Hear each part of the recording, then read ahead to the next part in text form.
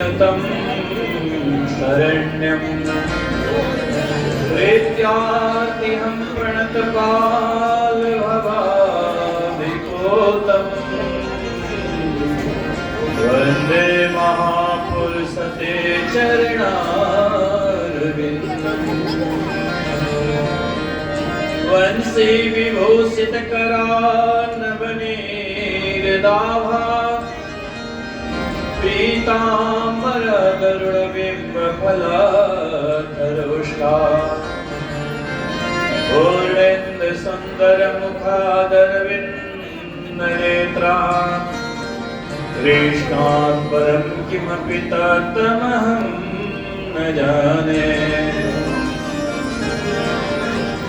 भवानी शङ्करो वन्दे श्रद्धा विश्वासरूपिणो याभ्यां विना न पश्यन्ति सीता स्वान्तस्तमेश्वरम्।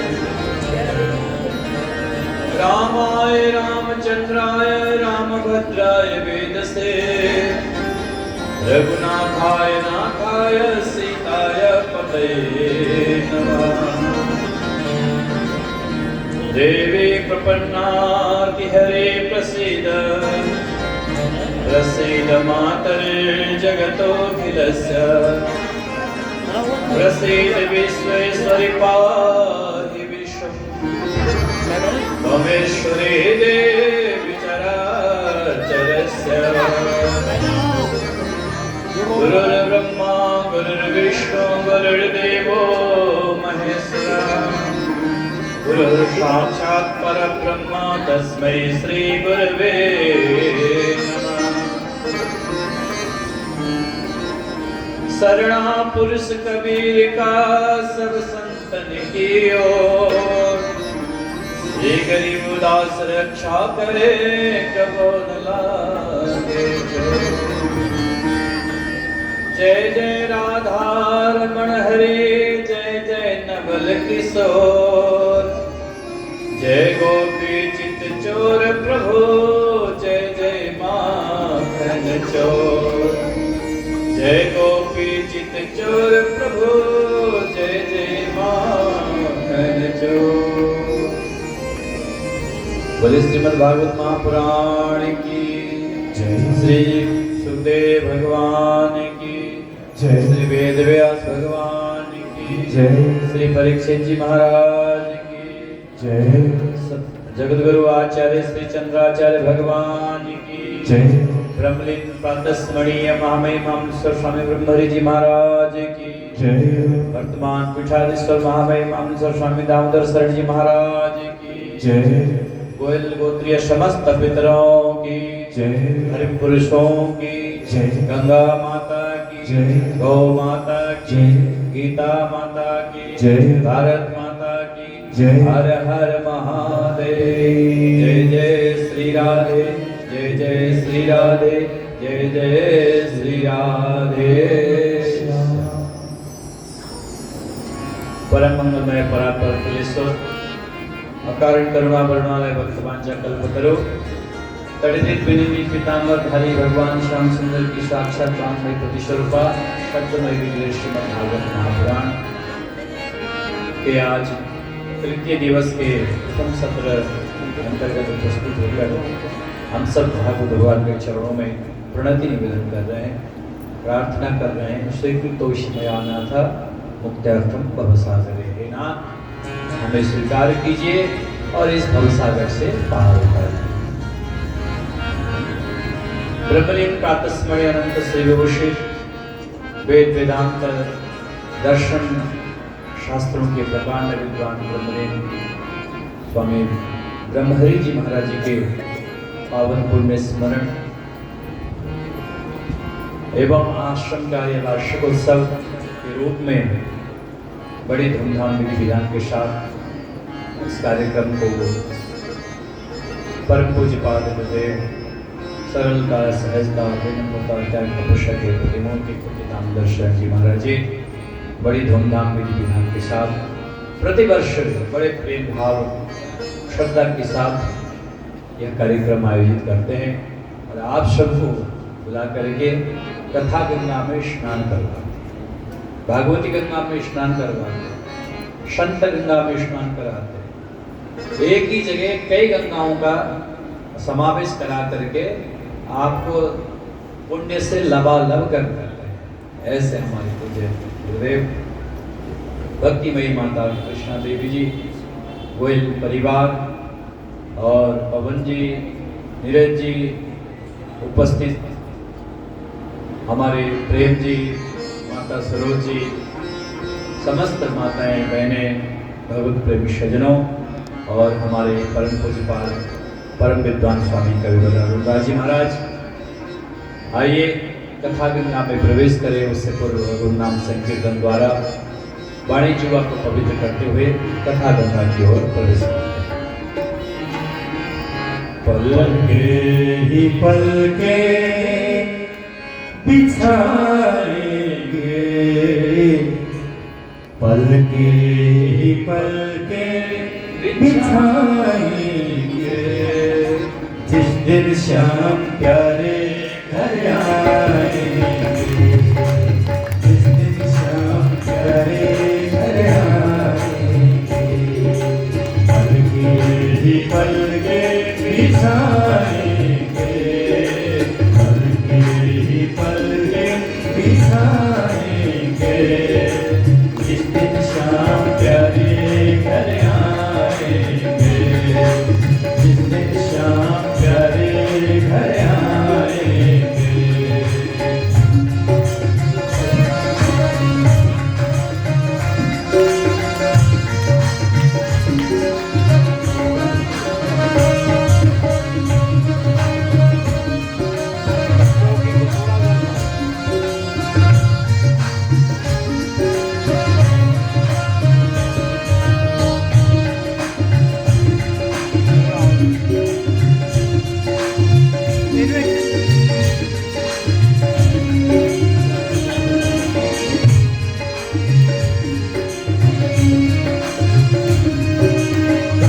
कोना कोना मैंने फूलों से सजाया, बंधन बार लगाया, टीका दीप जलाया, घर का कोना कोना मैंने फूलों से सजाया, बंधन बार लगाया, टीका दीप जलाया, प्रेमी जनों को बुलाएंगे, प्रेमी जनों को बुलाएंगे, जिस दिन श्याम प्यारे घर आएंगे, जिस दिन श्याम प्यारे घर आएंगे।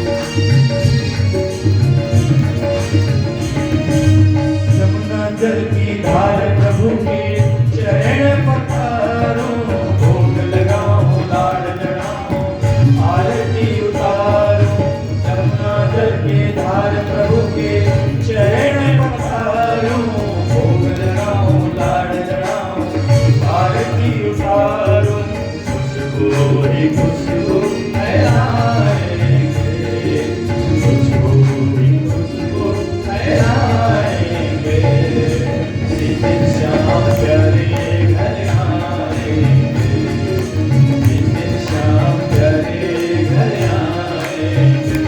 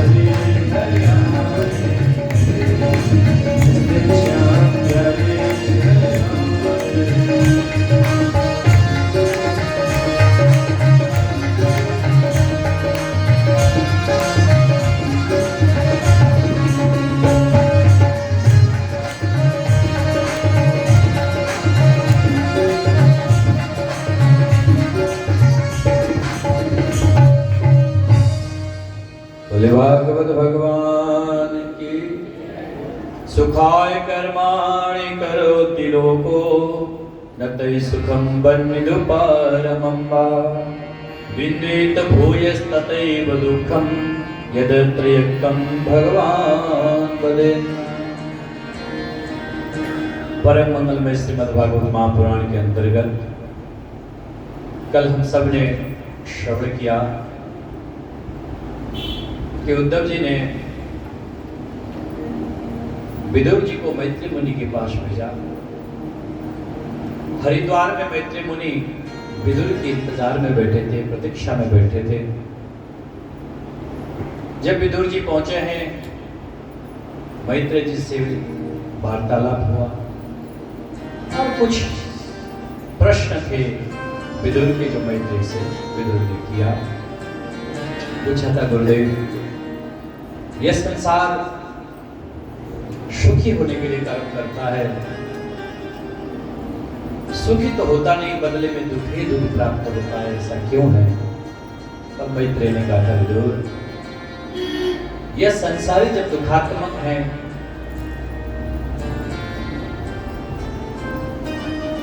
यह संसार में केवल दुख ही दुख है, तो ये संसार सुख कैसे दे सकता है? जो वस्तु जिसके पास होगा वो वही वस्तु प्रदान करेगा। इसलिए भगवान ने बड़ी कृपा करके इस संसार में दुख ही दुख भर दिया, ताकि जब चारों ओर से चक्कर खाओगे तब लौट करके जीव पुनः परमात्मा के चरणों में पहुंचता है, फिर अनंत आनंद और सुख की ओर चला जाता है। बोले गुरुदेव, जो इस सृष्टि का विस्तार है, ये सृष्टि कैसे आगे बढ़ी, ये हमें जानने की बड़ी इच्छा है। तब सुखदेव जी राजा परीक्षित को और मैत्री विदुर को संबोधित करते हुए कहते हैं, जब ब्रह्मा जी को भगवान ने चतुश्लोकी भागवत प्रदान किया और कहा, ब्रह्मदेव अब सृष्टि का विस्तार करो, अब आप यहाँ जिससे संसार सुंदर से भी सुंदर लगे, इस प्रकार सृष्टि का विस्तार करो। तो ब्रह्मा जी ने सबसे पहले मानसिक सृष्टि, संकल्प से सृष्टि किया। ब्रह्मा जी ने कहा, मेरे 4 पुत्र हो, तो सामने 4 पुत्र हो। उन्होंने प्रणाम किया, प्रणति निवेदन किया, पिताजी क्या आज्ञा है? ब्रह्मदेव ने कहा, जाओ सृष्टि का विस्तार करो। तो चारों ने हाथ जोड़कर कहा, पितामह हम तो सृष्टि के चक्र में पड़ते हैं, हम नहीं करेंगे सृष्टि। ब्रह्मा जी ने कहा, क्या करोगे फिर? बोले, हम तो भगवान का भजन करेंगे, हरि का भजन करेंगे। ब्रह्मा जी को क्रोध आया, पुत्र होके पिता की आज्ञा का अवहेलना करते हो, जाओ मैं तुम्हें श्राप देता हूं, तुम 5 वर्ष से कभी 6 वर्ष के होगे ही। पंचाहयन संयुक्ता पूर्वेशाम पूर्वजा, 5 वर्ष के 6 वर्ष से कभी 5 से 6 कभी होते ही नहीं, और ये पूर्वजों का भी पूर्वज है सनकादिक कुमार। तो जब ब्रह्मा जी ने श्राप दिया तो सहस्त्र स्वीकार कर लिया। बोले, पितामह ये तो श्राप नहीं, ये तो आपने हमें वरदान दे दिया, ये तो आपने बड़ी अनुग्रह की कि आपने श्राप दे दिया। क्यों? हम कभी 5 से 6 के होंगे नहीं, तो हमारे अंदर कोई विकार आएगी नहीं। जब विकार आएगी नहीं तो हम हमेशा निश्चल बने रहेंगे, हमेशा भगवान की भक्ति में हमारा मन लगा ही रहेगा। इसलिए पितामह, ये आपने साफ नहीं हमें हमारे ऊपर अनुग्रह किया है। साप को भी अनुग्रह समझने की बुद्धि जिस दिन आ जाए, समझ ले उस दिन कल्याण ही कल्याण। कोई बड़े बुजुर्ग डांट दे तो उसको प्रसाद समझ के उसको स्वीकार करें, वो हमारे कल्याण के लिए ही कर रहे हैं। अगर थोड़ी ऊंची आवाज में बात कर दी थोड़ी ऊंची आवाज में डांट लगा दी तो उसमें आपका काम बिगड़ने वाला नहीं है, आपका मंगल होने वाला नहीं है, आपका मंगल ही मंगल होने वाला है। यहाँ पर शतकादि कुमारों ने पितामह के श्राप को भी आशीर्वाद के रूप में ले लिया और प्रणाम करके चलते बने। लेकिन ब्रह्मा जी को क्रोध आया, जब क्रोध आया तो भ्रिकुटी वेदन हो गई, तीसरा नेत्र खुल गया, भ्रिकुटी वेदन हुआ तो वहां से रुद्र प्रादुर्भाव हुए। शंकर ही रुद्र बन के आए, बोले शंकर भगवान की जय। रुद्र प्रादुर्भाव हुए। रुद्र ने कहा पितामह क्या आदेश है? बोले जाओ सृष्टि की विस्तार करो। और महाराज भगवान रुद्र ने भूत प्रेत पिशाच नंदी भेदी चतुष्षष्टि योगिनियों का सृष्टि की। एक दिन ब्रह्मा जी ने सोचा चलो रुद्र को कहा था सृष्टि का विस्तार करो, जरा देखिए आओ। जैसे ब्रह्मा जी देखने गए आए तो ब्रह्मा जी को ही खाने के लिए दौड़ पड़े ये सब। अरे खाओ खाओ, लगता है यही खाने का चीज है। ब्रह्मा जी ने कहा ए रुद्र, ये कैसे सृष्टि की जो मुझे ही खाने दौड़ रहे हैं? ऐसा सृष्टि नहीं चाहिए। तो भगवान रुद्र ने कहा फिर मैं क्या करूं पितामह, क्या क्या है? बोले जाओ तुमसे सृष्टि नहीं होगा, तुम लोक कल्याण के लिए हिमालय में जाकर तपस्या करो। तब से भगवान रुद्र हिमालय में लोक कल्याण के निमित्त तपस्या कर। ब्रह्मा जी का मन नहीं माना तो ब्रह्मा जी ने पुनः मानसिक और सृष्टि विस्तार किया। अब की बार 10 पुत्रों को जन्म दिया। मरीचि अत्रि मरीचि अत्रि अंगिरसो पुलस्त्य पुलह क्रतो भृगुर वसिष्ठो दक्षस्त दशमस्तत्र नारद। मरीचि अत्रि पुलस्त्य पुलह क्रतो भृगु वशिष्ठ दक्ष और नारद को जन्म। छाया से करदम को, वाणी से साक्षात भगवती सरस्वती को, हृदय से धर्म को, पृष्ठ से अधर्म को जन्म देने के बाद भगवती सरस्वती के सौंदर्य पर ब्रह्मा जी बड़ा मोहित हुए। बाद में ग्लानि हुआ कि मैं अपने पुत्री पर ही मोहित हो गया, ऐसे शरीर को नहीं रखना चाहिए। तो तुरंत ब्रह्मा जी ने उस शरीर ही त्याग दिया। जब ब्रह्मा जी ने उस शरीर त्यागा तो उस शरीर से रात्रि के अभिमानी देवता प्रकट हुए, वो कोहरा प्रकट हुआ, अंधकार प्रकट हुआ। जितने भी तामसी वस्तु थे वो सब ब्रह्मा जी के पुराने शरीर से प्रकट। ब्रह्मा जी ने दूसरा शरीर धारण किया और दूसरा शरीर धारण करने के बाद दक्षिणांग से मनु और वामांग से शत्रुपा को जन्म दिया। मनुष्य के जोड़ा को जन्म दिया, स्त्री पुरुष के जोड़ा। दोनों ने हाथ जोड़ करके प्रार्थना किया, ब्रह्मदेव क्या आदेश है? ब्रह्मा जी ने कहा जाओ सृष्टि का विस्तार करो, आज से तुम मैथुनी सृष्टि प्रारंभ करो। तो मनु और शत्रुपा ने मैथुनी सृष्टि प्रारंभ किया और मनु महाराज के संतान से सारा पृथ्वी भर गया। इसलिए प्रत्येक मनुष्य मनुवादी, मनु जी के ही संतान है, मनु के ही पुत्र हैं। सर्वप्रथम मनु ने 5 संतान को जन्म दिया, 3 पुत्री और 2 पुत्र हुए। आकुति, देवहूति और प्रसूति 3 पुत्री हुए। प्रेवर्त और उत्तानपाद 5 मिला करके 5 संतान हुए, 2 पुत्र। एक दिन ब्रह्मा जी आए, ब्रह्मा जी ने सोचा चलो चल करके देख आओ मनु ने कैसे सृष्टि किया है। जैसे ब्रह्मा जी पहुंचे तो ब्रह्मा जी को प्रणाम किया। ब्रह्मा जी ने पूछा मनु कैसे चल रहा है सृष्टि? तो मनु ने कहा महाराज क्या बताऊं, भूदेवी का हरण करके कोई दुष्ट राक्षस ले गया, मैं सृष्टि का विस्तार कहां करूं? अच्छा, इतना सुनते ही ब्रह्मा जी को छींक आई। जैसे छींक आई तो छींक में से एक छोटा सा जीव ब्रह्मा जी के नासिका रंध्र से प्रकट हुआ और देखते देखते विशाल काया धारण करके वराह के रूप में प्रकट हो गए। बोले वराह नारायण भगवान की जय। विशाल वराह नारायण प्रकट हुए। सीधा वराह नारायण पृथ्वी जल के अंदर चले गए। क्यों? क्योंकि पृथ्वी को ढूंढना था, पृथ्वी की तलाश करने की। पृथ्वी ही नहीं है तो सृष्टि कहां होगी?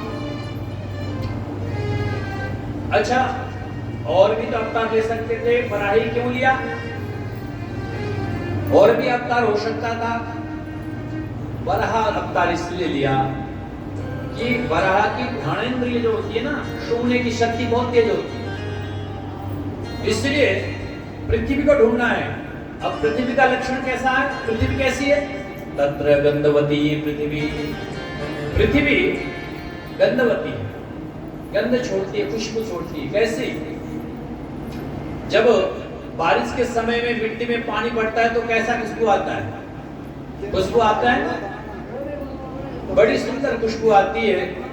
तो पृथ्वी गंधवती है और गंधवती पृथ्वी को ढूंढने के लिए घ्राणेंद्रिय तेज चाहिए। इसलिए भगवान ने वराह नारायण का अवतार लिया और पृथ्वी को ढूंढने के लिए घुस गए जल के अंदर। ओ महाराज, जैसे देखा हिरण्याक्ष का नाम का राक्षस पृथ्वी को लेके भाग रहा था, उससे कहा हे दुष्ट, तो ये पृथ्वी को लेके कहां जा रहा है? तो महाराज पृथ्वी को रख करके युद्ध करने आए। भीषण युद्ध हुआ और भगवान ने एक चांटा लगाया, दूर जाके टनमनाता हुआ गिर पड़ा। ऐसा हुआ कि मृत प्राय ही हो गया। देवताओं को विश्वास नहीं हुआ कि ये मर गया। देवता गए, जाकर के देखा तो देवताओं को लगा ये मरा मरा तो नहीं है, लेकिन कहीं मरने का नाटक तो नहीं कर रहा। तो देवता बड़े डरते थे हिरण्याक्ष से। देवता ने सोचा लगता तो है मर गया, लेकिन अभी कंफर्म नहीं है। अगर ये मरा नहीं, बाद में जीवित होगा तो हमको बहुत मारेगा। इसलिए भैया ऐसी स्तुति करो जिससे अगर ये मरा नहीं होगा तो इसको भी बुरा न लगे। और देवताओं ने स्तुति की क्या?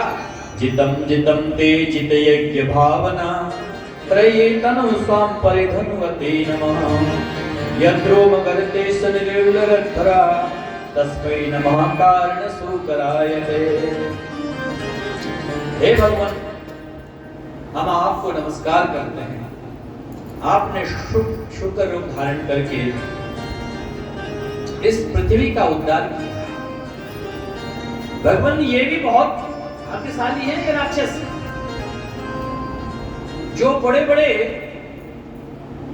संत महात्मा तपस्वी त्यागियों को जो लोक मिलता है वही लोक इसको भी मिलेगा, क्योंकि इसने शरीर त्यागने से पहले लगता आपका दर्शन कर लिया। इसलिए भगवान ये भी उतने ही भाग्यशाली है। खुल करके स्तुति नहीं की देवताओं को अभी भी खतरा है। इसलिए जैसे तैसे भगवान को लगा कि ये देवता खुल के स्तुति नहीं कर रहे, इसका मतलब इनमें अभी संशय है। फिर एक शरण प्रहार किया भगवान ने, तब लगा देवता पे तो मरी गया। अब तो खुल की स्तुति देवताओं ने बड़ी सुंदर की। भगवान ने पृथ्वी को ला करके यथास्थान में स्थापित कर दिया।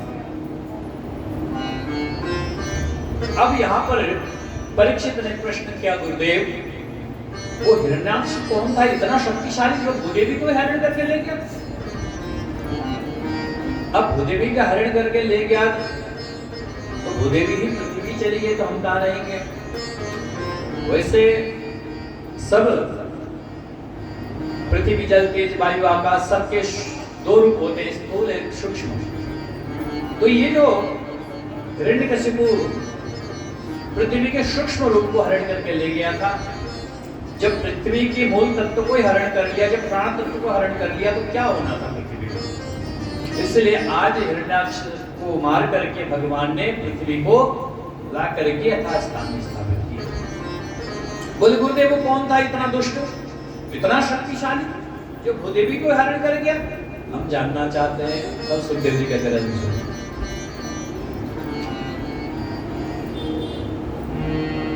कश्यप महाराज की कई पत्नी, कश्यप के संतान से ही ये संसार पूर्ण हुआ है। बहुत सारे संतान है कश्यप के, मनुष्य भी कश्यप के संतान है, देवता भी कश्यप के संतान है, असुर भी कश्यप के संतान है, पशु पक्षी मृग ये सब कश्यप जी के ही संतान है। कश्यप जी के अलग अलग पत्नियों से अलग अलग संतान है। तो एक दिति नाम की पत्नी थी। एक दिन दिति कामांध होकर के, संध्या का समय था, कश्यप जी के पास पहुंची और ऋतुदान याचना करने लगी। कश्यप ने कहा देवी ये संध्या का समय है, संध्या का समय टल जाने दो, तुम्हारा मनन पूरी करूंगा। एस घोर तमा बेला घोराणा घोर दर्शना चरंती यश्या भूतानि भूते सानो चराणि। ये संध्या का वेला है, इस समय 4 चीज करना वर्जित है देवी। क्या क्या? भोजन, शयन, स्वाध्याय और वैद्य। ये जो 4 चीज जो करता है, संध्या के समय में भोलेनाथ के गण विचरण करते हैं, भोलेनाथ भी विचरण करते हैं।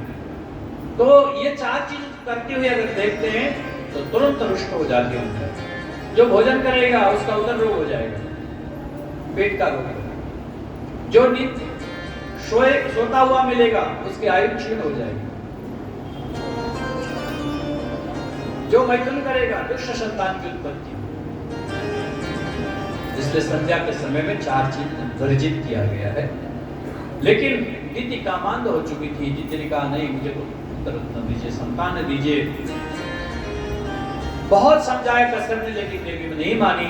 तो दिति को प्रणाम करके ऋतुदान किया। काम वासना शांत हुआ तो दिति को पश्चाताप। दिति ने कहा प्रभु मेरे से भूल हो गया, अपराध हो गया, मुझे क्षमा कीजिए। कश्यप जी ने कहा अब ये क्षमाता तुम्हें भोलेनाथ से ही मांगना पड़ेगा। देवी तुमने पाप के बाद प्रायश्चित किया है, तुमने पाप किया है पहले, इसलिए तुम्हारा पुत्र जो होगा बहुत दुष्ट होगा, बहुत आतंककारी होगा, राक्षस होगा। लेकिन पाप के बाद प्रायश्चित किया है, पाप के प्रति ग्लानि हुई है तुम्हें, तो तुम्हारा पौत्र जो होगा वो भगवान का परम भक्त होगा। पाप के प्रति प्रायश्चित। मनुष्य क्या करता? पाप करने के बाद उस एक पाप को छुपाने के लिए 100 पाप और कर लेता है।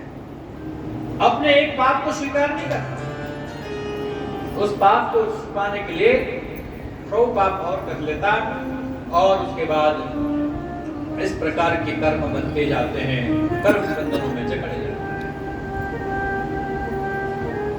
यहां पर दिति ने पश्चाताप किया है। देवी जाओ, मेरा आशीर्वाद है, तुम्हारा पौत्र जो होगा भगवान का परम भक्त होगा। आशीर्वाद लेकर के दिति वहां से घर गई। दिति के गर्भ में जो बालक आए परीक्षित, जैसे ही उन बालकों ने प्रवेश किया, दिति ने गर्भ को जल्दी से जन्म नहीं दिया। 100 वर्ष तक गर्भ को अपने धारण करके रखा, और महाराज उस गर्भ से ऐसा तेज निकलने लगा, सीधा वो तेज जाकर के देवताओं को जलाने लगा। देवता त्राहिमाम करने लगे, आके पितामह के पास, पितामह कोई तेज है जो हमें जलाया जा रहा है, मारे जा रहा है, सुखाया जा रहा है, कृपा कीजिए, कौन है ये? तब पितामह ने ध्यान से देखा, ओहो चिंता न करो, ये जय विजय भगवान के जो 2 पार्षद है, द्वारपाल है, मेरे पुत्र जो सनकादिक है ना, उनके श्राप से श्रापित हो गए। उसी श्राप के कारण जय विजय इस दित्य के गर्भ में आ गए। एक समय की बात,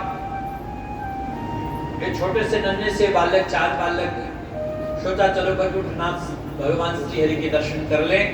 वैकुंठ भगवान के दर्शन करने गए तो वहां पर भगवान तो बहुत दूर रहते, वैकुंठ द्वारपाल रहते। पहले द्वारपालों ने कहा, बच्चों बस बस, जो कुछ कहना है यहीं से कहो, यहाँ से आगे नहीं जा सकते। जो भगवान को प्रार्थना करनी है इसे कहो, अल्लाह तुल्लाह मत करो, चलो। अब जय विजय सनकादिक कुमारों के अस्तित्व को समझ नहीं पाए। उनको लगा कि ये साधारण बालक है। तो जय विजय के इस प्रकार के कार्यों को देख करके शनकादिक कुमार को क्रोध आया। शनकादिक कुमारों ने कहा, जय और विजय, तुम दोनों भगवान के पास रहने लायक नहीं हो। तुम्हारे बुद्धि में विषमता है। तुमने अभी तक सत्पुरुषों को पहचाना नहीं है। तुम्हारे बुद्धि में आसुरी भाव भरा हुआ है। जाओ, हम श्राप देते, तुम 3 जन्म तक असुर बनो। और महाराज जैसे श्राप दिया तो तुरंत उन्होंने चरण को पकड़ लिया। महाराज हमसे गलती हो गई, भूल हो गई। इतने में अंदर भगवान भी सुन रहे थे।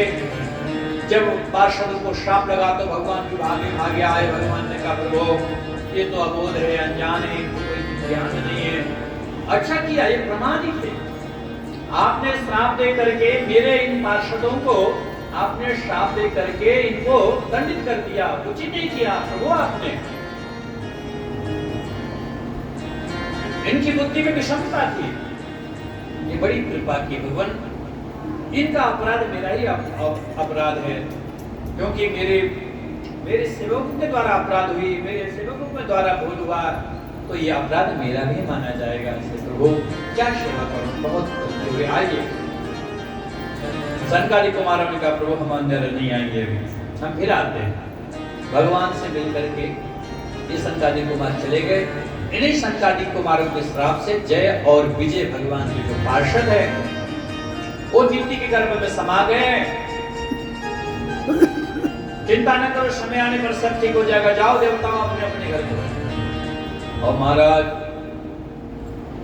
देवता उस ताप में जलते हैं। 100 वर्ष पूरे होने के बाद दीति ने दोनों बच्चों को जन्म दिया। और महाराज जैसे ही जन्म दिया, जैसे ही दोनों बालक प्रकट हुए, शुक्ल पक्ष की चंद्रमा की भांति बढ़ने लगे। बड़े तेजी से बालक बढ़ रहे हैं। दीति आज कपड़े सिलती है, कल छोटा पड़ जाता है, कल सिलती है, परसों छोटा पड़ता है। इतने तेजी से बालक बढ़ने लगे। देखते देखते दोनों बालक जवान हो गए।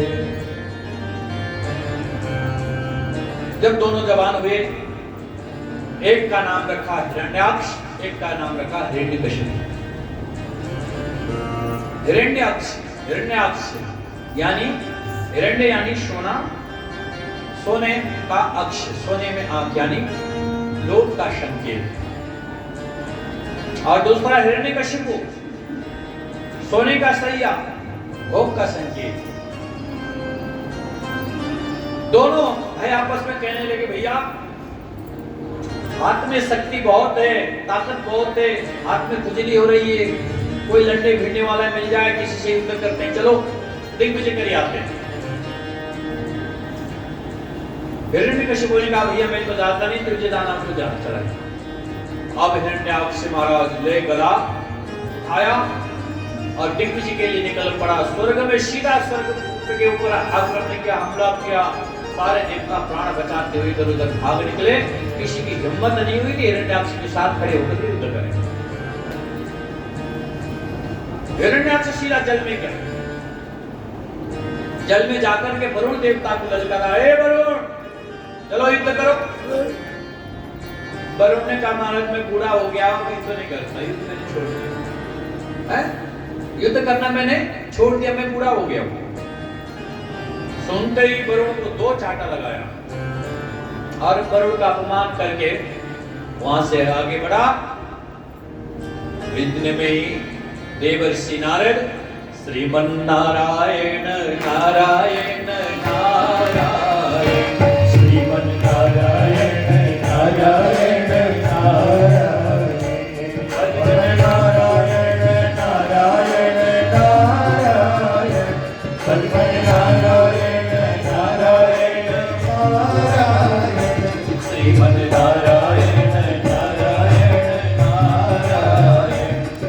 हरि नारायण नारायण नारायण बद्री नारायण नारायण नारायण बद्री नारायण नारायण नारायण घनश्याम नारायण नारायण नारायण नारायण नारायण नारायण राम नारायण नारायण नारायण राम नारायण नारायण नारायण श्री हरि नारायण नारायण नारायण श्री हरि नारायण नारायण नारायण श्री हरि नारायण नारायण नारायण नारायण नारायण करते हुए नारद जी मिल गए। नारद जी को रोक लिया, ए नारद जी, ए बाबा रुक जाओ। नारद जी ने कहा भैया आवाज लगाई क्या? बोले हाँ। क्या बात है बताओ? बोले ये नारायण नारायण करना जानते हो या लड़ना भिड़ना भी जानते हो? नारद जी ने कहा देख भैया लड़ना भिड़ना तो नहीं जानता लेकिन लड़ाना भिड़ाना जानता हूँ। बोल तुमको लड़ना है? बोले हाँ महाराज हाथ में मुझे बहुत हो रही है, कोई लड़ने भिड़ने वाला हो तो बता दो। नारद ने कहा एक काम कर भूदेवी को हरण करके ले जा, तेरे से लड़ने वाला अपने आप आ जाएगा। तब हिरण्याक्ष गया भूदेवी को हरण करके ले गया तो इतने में ही वराह नारायण प्रकट हुए और वराह नारायण ने हिरण्याक्ष का वध किया। इस प्रकार से अब भगवान वराह नारायण ने हिरण्याक्ष का वध किया तो देवताओं ने बड़ी सुंदर स्तुति की। हे प्रभु आपके कृपा से ही ये कुश प्रकट हुए हैं। जब मांगलिक कार्यक्रमों में सबसे पवित्र वस्तु माना जाता है। जब वराह नारायण भगवान पृथ्वी देवी को उतार करके बाहर आए, बाहर आने के बाद जल से निकले थे ना, उन्होंने अपने शरीर को बड़ी जोर से झटका।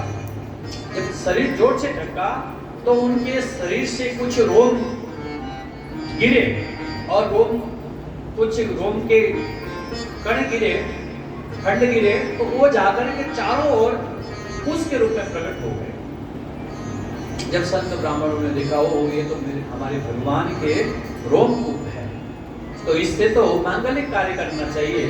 तो उसी से कुशा प्रकट हुआ और यत्र तत्र सर्वत्र कुशा मिलता है और भगवान के मांगलिक कार्यक्रमों में सबसे अधिक आवश्यकता कुशा की पड़ती है।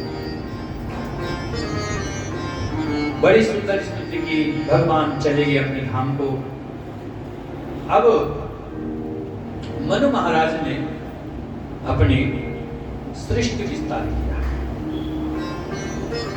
आकुति, देवहूति और प्रसूति 3 पुत्री हुए, 2 पुत्र प्रियव्रत और उत्तानपाद। सबसे पहले सुखदेव जी कहते राजन मनु महाराज की दूसरी पुत्री देवहूति का वंश वर्णन सुना, मध्यम पुत्री का। जब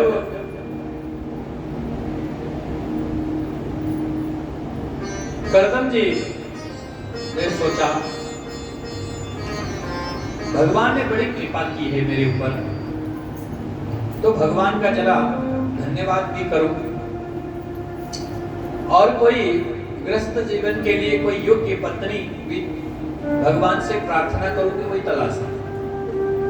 ऐसा सोच करके करदम जी जो ब्रह्मा जी के मानस पुत्र थे उन्होंने तपस्या प्रारंभ किया। तब करते करते एक दिन स्वयं साक्षात वैकुंठनाथ से प्रकट हुए। भगवान ने कहा करदम जी मैं आपकी इस तपस्या से बड़ा प्रसन्न हूं, वरदान मांगिए क्या चाहिए। तो करदम ने कहा तथा सचाहम परिगुण कामम समान शीलां गृहमेदधेनु। प्रभु अगर आप मेरे तप से प्रसन्न हैं, अगर आप मेरी आराधना से प्रसन्न हैं, तो मुझे समान शीलम गृहमेदधेनु, मेरे समान बुद्धि वाली और मेरे समान भय वाली मुझे कोई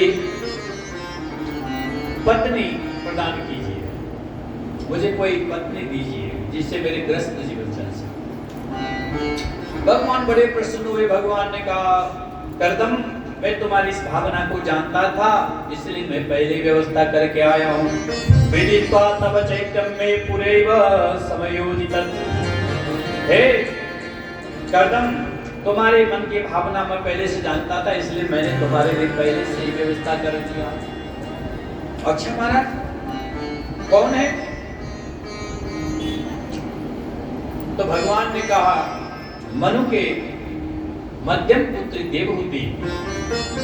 कुछ दिन के बाद मनु महाराज प्रस्ताव लेकर के आएंगे और तुम्हारे साथ अपनी विधि का पाणी ग्रहण करके चले जाएंगे, तो तुम्हारा मनोरथ पूरा होगा।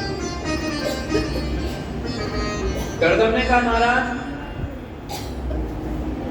ऐसे कैसे हो जाएगा? शादी करने वाला मैं, और मेरे से पूछा भी नहीं, और कन्या आप पक्का करके आ गए। महाराज मैं शादी नहीं करूंगा। भगवान ने कहा, भैया हमारी बात फेल हो जाएगी, ऐसा न करना, शादी कर ले। कर्दम ने कहा, एक शर्त पर करूंगा। क्या? बोले, आप अगर मेरे पुत्र बन के आएंगे तो शादी करूंगा, अन्यथा आपकी बात फेल हो जाए, मैं शादी नहीं करूंगा। तब भगवान ने कहा, अच्छा भैया, हम तेरे पुत्र बन के आ जाएंगे तो शादी कर। तब कर्दम ने कहा, ठीक है प्रभु। भगवान को प्रणाम किया। देखते देखते भगवान अंतर ध्यान हो गए। अब तीसरे दिन मनु महाराज अपने मध्यम पुत्र देवहूति को लेकर के शत्रुपा के साथ कर्दम ऋषि के कुटिया में आए। मनु जी को आते हुए देख करके बड़ा स्वागत किया। कर्दम ने 3 आसन बिछा दिए। आइए आइए महाराज, बड़ा भाग्य है, आप तो साक्षात धरती के राजा है, धरती के पालक है, आप बता रहे हैं मेरा। 3 आसन दिया, एक आसन मनु को, एक शत्रुपा को और एक देवहूति के लिए बिछा। मनु और शत्रुपा तो सहज रूप से आसन में बैठ गए, लेकिन देवहूति के सामने धर्म संकट। देवहूति ने सोचा कि अभी थोड़ी देर के बाद ये मेरे पति हो जाएंगे, मेरे माता पिता मेरी शादी करने के लिए आए हैं इनसे, और थोड़ी देर के बाद पति होने वाले हैं, उनके दिया हुआ आसन में बैठना उचित नहीं है, ये अपमान हो जाएगा। मैं कैसे बैठ सकती हूँ पति का दिया हुआ आसन? फिर दूसरे मन से सोचा, यदि मैं इस आसन में नहीं बैठी तो ऋषि का अपमान हो जाएगा, इन्होंने आसन दिया और मैं बैठी नहीं। तो देवहूति बड़ी चालाक थी, बड़ी बुद्धिमान थी। देवहूति ने क्या किया कि अपने हाथ तो आसन में टिका दिए और स्वयं जमीन में बैठ गई। उससे दोनों काम हो गए, ऋषि के आसन का भी सम्मान हो गया और पति होने वाले पत्नी धर्म का भी पालन हो गया। इस प्रकार से जब बैठे तो बातचीत की।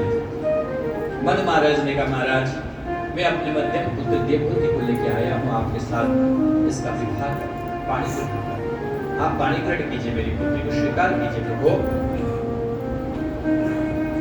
अब पहले तो कर्दम जी ने सोचा कि महाराज नहीं नहीं, अभी तो मेरी शादी का समय नहीं है, मैं फिर देखूंगा, अब कैसे कह दे कि शादी कर कोई बात नहीं कर लूंगा, थोड़ी सी शर्म आ गई। फिर कर्दम को लगा कि कहीं शर्माने पर काम गड़बड़ न हो जाए, अभी तो अच्छा खासा देवी मिल रही, बाद में पता नहीं ढूंढना पड़े। तो कर्दम जी ने सोचा, जाने के लिए शर्म हुआ कि खोटी कर्म, कहीं शर्म के चक्कर में कर्म न टूट जाए, इसलिए बोले महाराज शादी तो मैं कर लूंगा, लेकिन एक शर्त पर। शर्त पर? अभी शादी हुई भी नहीं, आप शर्त रखने लगे? बोले क्या शर्त है बताइए? बोले महाराज एक बेटा होते ही, या बेटा या बेटी, एक संतान होते ही जंगल चला जाऊंगा भजन कर। मनु महाराज ने कहा, बेटी लगता तेरी शादी नहीं हुई, चल चलते हैं, अभी तो शादी भी नहीं हुई, इनको जंगल जाने की पड़ी है। देवहूति ने कहा, महाराज अब मैंने मन ही मन ठान लिया है कि कि मैं शादी करूंगी तो करदम जी से ही करूंगी, जैसा भी है मेरे भाग्य में मैं उसको स्वीकार करूंगी। पिताजी, आप जिस उद्देश्य से आए हैं इनके साथ मेरी पाणी ग्रहण कर लीजिए। पुत्र की भावना का सम्मान करते हुए मनोज महाराज ने अपनी बिटिया का विवाह बड़ी धूमधाम से करदम जी के साथ कर दिया और खूब सारा उपहार के सामग्री दे करके मनु और शत्रुपाद तो अपने राज्य को वापस हो गए। अब देवी देवहूति महर्षि करदम के साथ रहने लगी। करदम जी ने सोचा, जिस परमात्मा की कृपा से जिन्होंने आशीर्वाद दिया, मेरे लिए पत्नी तलाशी, इतना कुछ किया, मैं उस पर प्रभु का धन्यवाद तो करूं। भगवान के धन्यवाद करने के लिए समाधि में चले गए और महाराज ऐसे गहरी समाधि में गए, 40,000 वर्ष तक समाधि में रहे।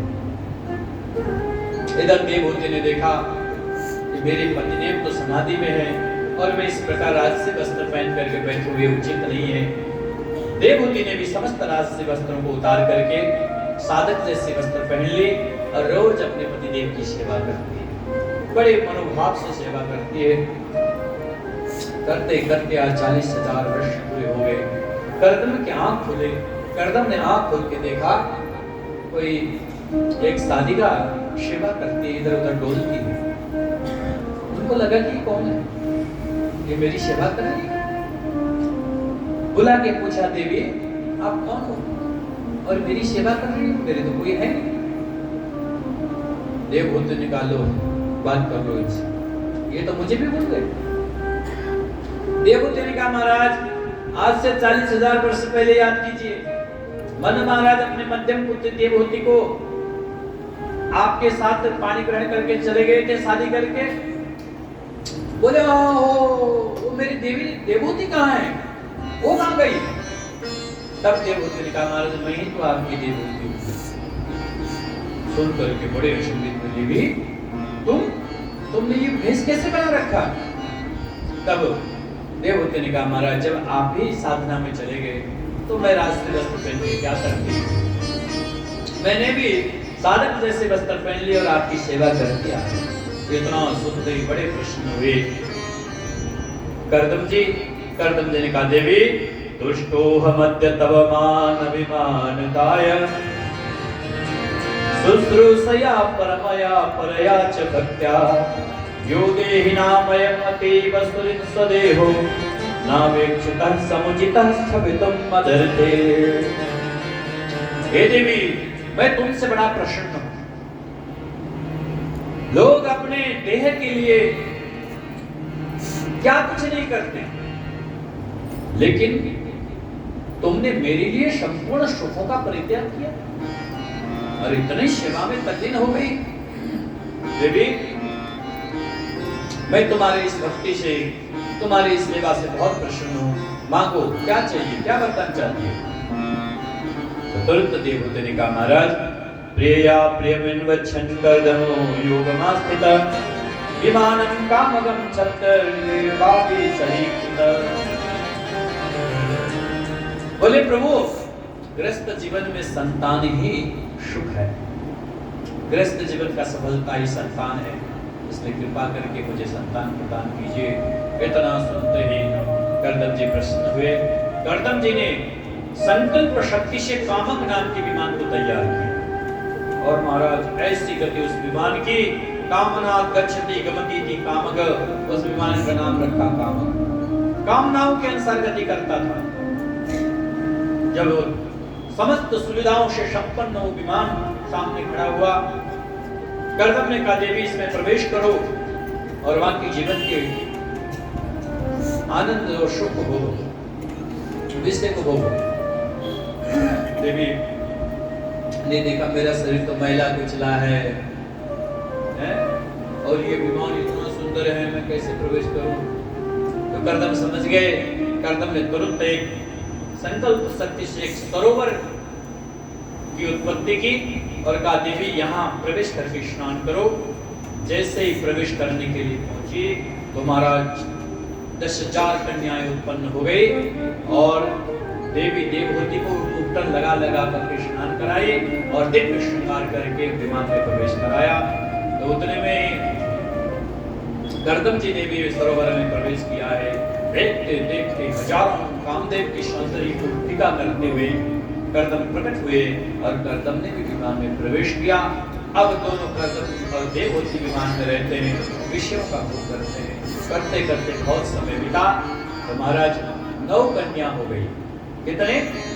9 कन्या हुई।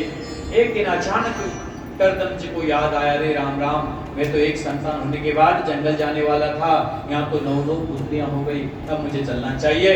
एक दिन जाकर के कहा देवहूति, अब मैं देखो वचन याद करो कि एक संतान के बाद जंगल जाऊंगा, कहा था यहाँ तो 9 हो गए, अब मुझे जाने की आदेश दो, मैं जंगल जा रहा हूँ। देवहूति ने कहा महाराज ये कन्या पराये घर है, शादी करके चली जाएंगी, आप जंगल चले जाओगे, अब मैं अकेली स्त्री किसके सहारे चलूं? तो गर्दम ने कहा क्या कहना चाहती हो? बोले महाराज एक संतान, एक पुत्र तो होना चाहिए। तब अचानक याद आया गर्दन जी को, ओ देवी तुमने अच्छा किया, अच्छा याद दिला दिया, भगवान ने वचन दिया है कि मैं पुत्र बन के आऊंगा। देवी जब तक भगवान पुत्र बन के नहीं आएंगे तब तक अब जंगल जाने वाला कार्यक्रम कैंसिल। बात लेकिन और महाराज घर में रहने लगे। समय आया, समय आने पर भगवान ने कर्दम से मां देवहूति में प्रवेश किया और जब तिथि वार नक्षत्र सुंदर उपस्थित हुआ, उसी समय भगवान कपिल का अवतार हुआ। बोले कपिल नारायण भगवान की। कपिल भगवान बड़े सुंदर हैं। आज ऋषियों ने सोचा कि भगवान ने हमारे वंश में जन्म लिया है, आज हम लोगों को चलना चाहिए। बड़े बड़े संत महात्मा ऋषि आकर के दर्शन करने लगे। उधर ब्रह्मा जी को भी पता चला कि कपिल भगवान आए हैं, अवतार हुआ है, दर्शन करना चाहिए। जैसे ब्रह्मा जी जाने लगे, ब्रह्मा जी के पुत्रों ने कहा कि पिता कहाँ जा रहे हैं? पितामह ने कहा कि बच्चों मैं जो है कपिल नारायण के दर्शन करने जा रहा हूँ। तब उन्होंने कहा प्रभु हमें भी ले चलिए, हम भी दर्शन करेंगे। तो जब पितामह कपिल नारायण के दर्शन करने आए तो 9 पुत्र साथ में आए, मरीचि, पुलस्त्य, पुलह, क्रतु, भृगु, वशिष्ठ, दक्ष, ये 9 पुत्र आए। और एक पुत्र जो नारद जी थे वो कहीं घूमने गए थे, तो ये 9 पुत्रों को लेकर के आए। आकर के महाराज जैसे कपिल नारायण भगवान का दर्शन किया तो गदगद हो गए। क्या आनंद, इतना सुंदर छवि है, ऐसे दिव्य कांति युक्त, ऐसा लगता नील कमल के समान सुंदर बालकों को प्रभु के स्वरूप को देख करके परम आनंदित हुए। ब्रह्मा जी समस्त ऋषियों ने भगवान के दर्शन किया। जब चलने लगे तो गर्दम ने प्रणाम किया, ब्रह्मा जी को नमस्कार किया। नमस्कार करने के बाद कहा पितामह एक बात कहूं क्या? बोले क्या कहना चाहते हो? गर्दम कहो। बोले महाराज आपके घर आपके साथ 9 कुमार हैं, मेरे घर में 9 कन्या हैं। महाराज अगर इनका विवाह हो जाए तो कैसा रहेगा? ब्रह्मा जी तो इतने प्रसन्न हुए, बोले अरे गर्दम तूने तो मेरी मुंह की बात छीन ली भाई, सुबह से शीघ्र जल्दी कर दो, मैं तो चाहता ही हूँ संसार में सृष्टि का विस्तार हो, जल्दी से इनकी विवाह कर दो। 9 ब्रह्मांश पुत्र के साथ 9 कन्याओं का विवाह बड़ी धूमधाम से कर दी गर्दम ने। और महाराज 10वें पुत्र नारद जी घूमने गए थे तो घूमते ही रह गए, आज तक उनकी शादी नहीं। 9 अपने पत्नियों को लेकर के, कन्याओं को लेकर के गए। मरीचि को कला नाम की कन्या दी और महाराज अत्रि को अनुसुईया दिया। अंगिरा को श्रद्धा नाम की कन्या के साथ विवाह हुआ। पुलस्त्य को हविहुर नाम की कन्या से, एवं प्रकार से 9 कन्याओं के साथ 9 पुत्रों के विवाह करके अब ब्रह्मा जी अपने ब्रह्मलोक को गए, बड़े प्रसन्न हुए। अब महाराज धीरे धीरे कपिल भगवान बड़े हुए। अब गर्दम ने कहा देवी अब सब कार्य हो गया, देखो कन्याओं के विवाह भी हो गए, कपिल जैसा पुत्र भी हो गया, लेकिन अब मुझे मत रोको, अब मुझे जंगल जाने दो। अब देवहूति ने कहा महाराज अब आप सानंद जा सकते हैं, अब मुझे आपको नहीं रोकना। प्रणाम किया। गर्दम जी जंगल भगवान की भजन करने चले गए। अब घर में 2 ही सदस्य विमान में रहते हैं, देवहूति और भगवान कपिल भगवान धीरे धीरे समय के अनुसार बड़े हुए। एक दिन कपिल भगवान ध्यानस्थ मुद्रा में एक बरगद के पेड़ के नीचे बैठे हुए थे। आज देवहूति को लगा कि ये मेरा पुत्र नहीं, ये तो मेरा गुरु है, ये तो साक्षात नारायण है। मेरे मन में कुछ संशय है, कुछ प्रश्न है, आज इनसे पूछ लेना चाहिए। आज देवहूति कपिल के पास पहुंची, ध्यानस्थ कपिल को प्रणाम करने लगे, नमन करने लगे। अचानक कपिल का आंख खुला, कपिल ने देखा माँ प्रणाम कर रही, तुरंत उठ के खड़े हुए, कहने लगे माँ ये उल्टी गंगा क्यों बहा रही हो, मुझे आपको प्रणाम करना चाहिए, आप मुझे प्रणाम करते हुए अच्छा नहीं लगता, माँ ऐसा क्यों कर रही हो। तब देवहूति ने कहा कपिल, आज मैं तुम्हें बेटे के रूप में नहीं, तुम्हें मैं गुरु के रूप में देख रही हूँ, संत के रूप में देख रही हूँ। मेरे मन में कुछ प्रश्न है, आध्यात्मिक प्रश्न है, मैं जानना चाहती हूँ, कुछ मेरे प्रश्न पूछ कर दो। तब कपिल ने कहा माँ पूछो, क्या पूछना चाहती हो, क्या जानना चाहती हो, क्या इच्छा है। तब यहाँ पर देवहूति ने कपिल और देवहूति का प्रसंग उद्धृत हुआ है। यहाँ से कपिल अष्टाध्यायी प्रारंभ हुआ। माँ ने कपिल से पूछा क्या। देवहूति कहने लगे निर्विण्ण नितराम भूमान असदेन्द्रिय तलषणा येन संभाव्यमानेन प्रपन्नान्दं तम प्रभो। भगवान एक बात बताइए कपिल, मैंने जितना सुखों का उपभोग किया है, जितने विषयों का भोगा है, शायद ही इस दुनिया में किसी ने उन विषयों का भोगा होगा। और मेरा परिवार इतना उच्च कोटि का, मेरे पिता मनु महाराज और मेरे पति करदम जी, बेटी हुई तो अनुसुईया जैसी, बेटे हुए तो तुम जैसे। और उसके बाद भी मैंने संसार का भोग किया, उपभोग किया, विषयों का भोग किया, लेकिन फिर भी मन को टटोल के पूछा है, पर मन से अभी तक यही बार बार आता है कि और भोगो और भोगो और भोगो। बेटा ये भोगने की प्रक्रिया क्या कभी समाप्त होगी? ये विषय की लालसा कभी खत्म होगी? ये मन का पेट कभी भरेगा? मन कभी कह देगा क्या अब तो हो गया, पूरी हो गया, अब मत भोगो? क्या ऐसा स्थिति कभी उपस्थित होगी? मैंने जितना भोगों का उपभोग किया है, लेकिन दुनिया में किसी ने नहीं किया होगा, लेकिन फिर भी मन को टटोल के पूछते हो, तो अभी और भोगने की इच्छा और लालसा जागृत हो रही है। बेटा ये मन का पेट कैसे भरेगा? सुनते ही कपिल ने कहा माँ, ये मन का पेट बहुत बड़ा है, ये मन का पेट कभी भरने वाला नहीं है। सांसारिक वस्तुओं से मन का पेट भरेगा नहीं। मन का पेट को तो मदन मोहन ही भर सकते हैं। भगवान के चरण ही, भगवान के उपासना, भगवान की आराधनाएं इस मन के पेट को भर सकता है। माँ संसार के तमाम विषय, तमाम वासना, तमाम सुख सुविधाएं मन के पेट को कभी भर नहीं सकते। माँ आप इतनी बात करती हो। रावण की वैभव क्या कमाल की है। इतने वैभव संपन्न रावण भी जब भोलेनाथ की स्तुति करते हुए कहता है, हे भोलेनाथ कदा सुखी भवाम्यहम्, मैं कब सुखी होऊंगा। रावण के वैभव, एक साधारण द्वारपाल, रावण ने पूरी प्रकृति पर कब्जा कर लिया। आकाश की ओर देखता है तो आकाशीय टेलीविजन बन जाती है, नाना शारी पदम, ग्रह नक्षत्रों को कब्जा कर लिया। शनिदेव को तो बांध बंद करके अपने सिंहासन के नीचे रखता है। सारे देवी देवताओं को कहता है मेरे घर की सेवा करो। कितने ही वैभवशाली रावण, रावण की वैभव कितना है देखिए। एक बार रावण मां सीता को पंचवटी से हरण करके लाया और लाकर के अशोक वाटिका में रखा और स्वयं विश्राम करने चला गया। इतने में ब्रह्मा जी का वेद पाठ का समय। ब्रह्मा जी रोज आकर के वेद पाठ करते थे। लंका में ब्रह्मा जी का वेद पाठ का समय हुआ।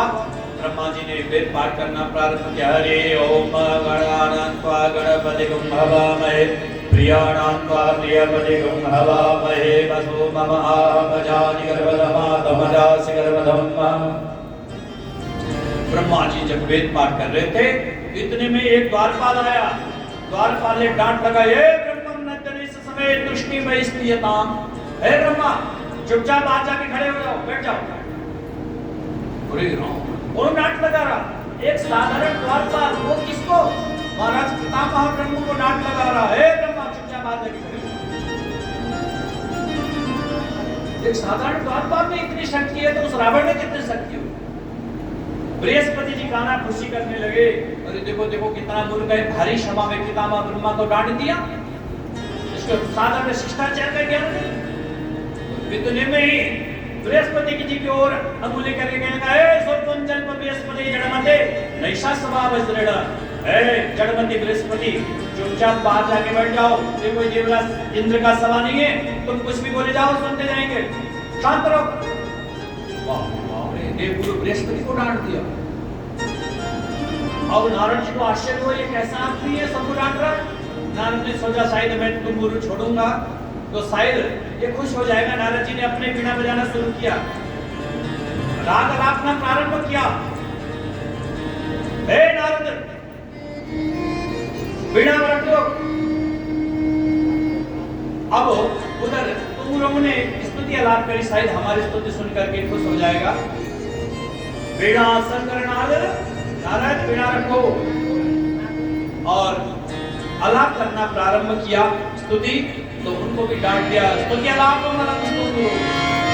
ए तुम गुरु, अपनी स्तुति को बंद करो, स्तुति बंद करो।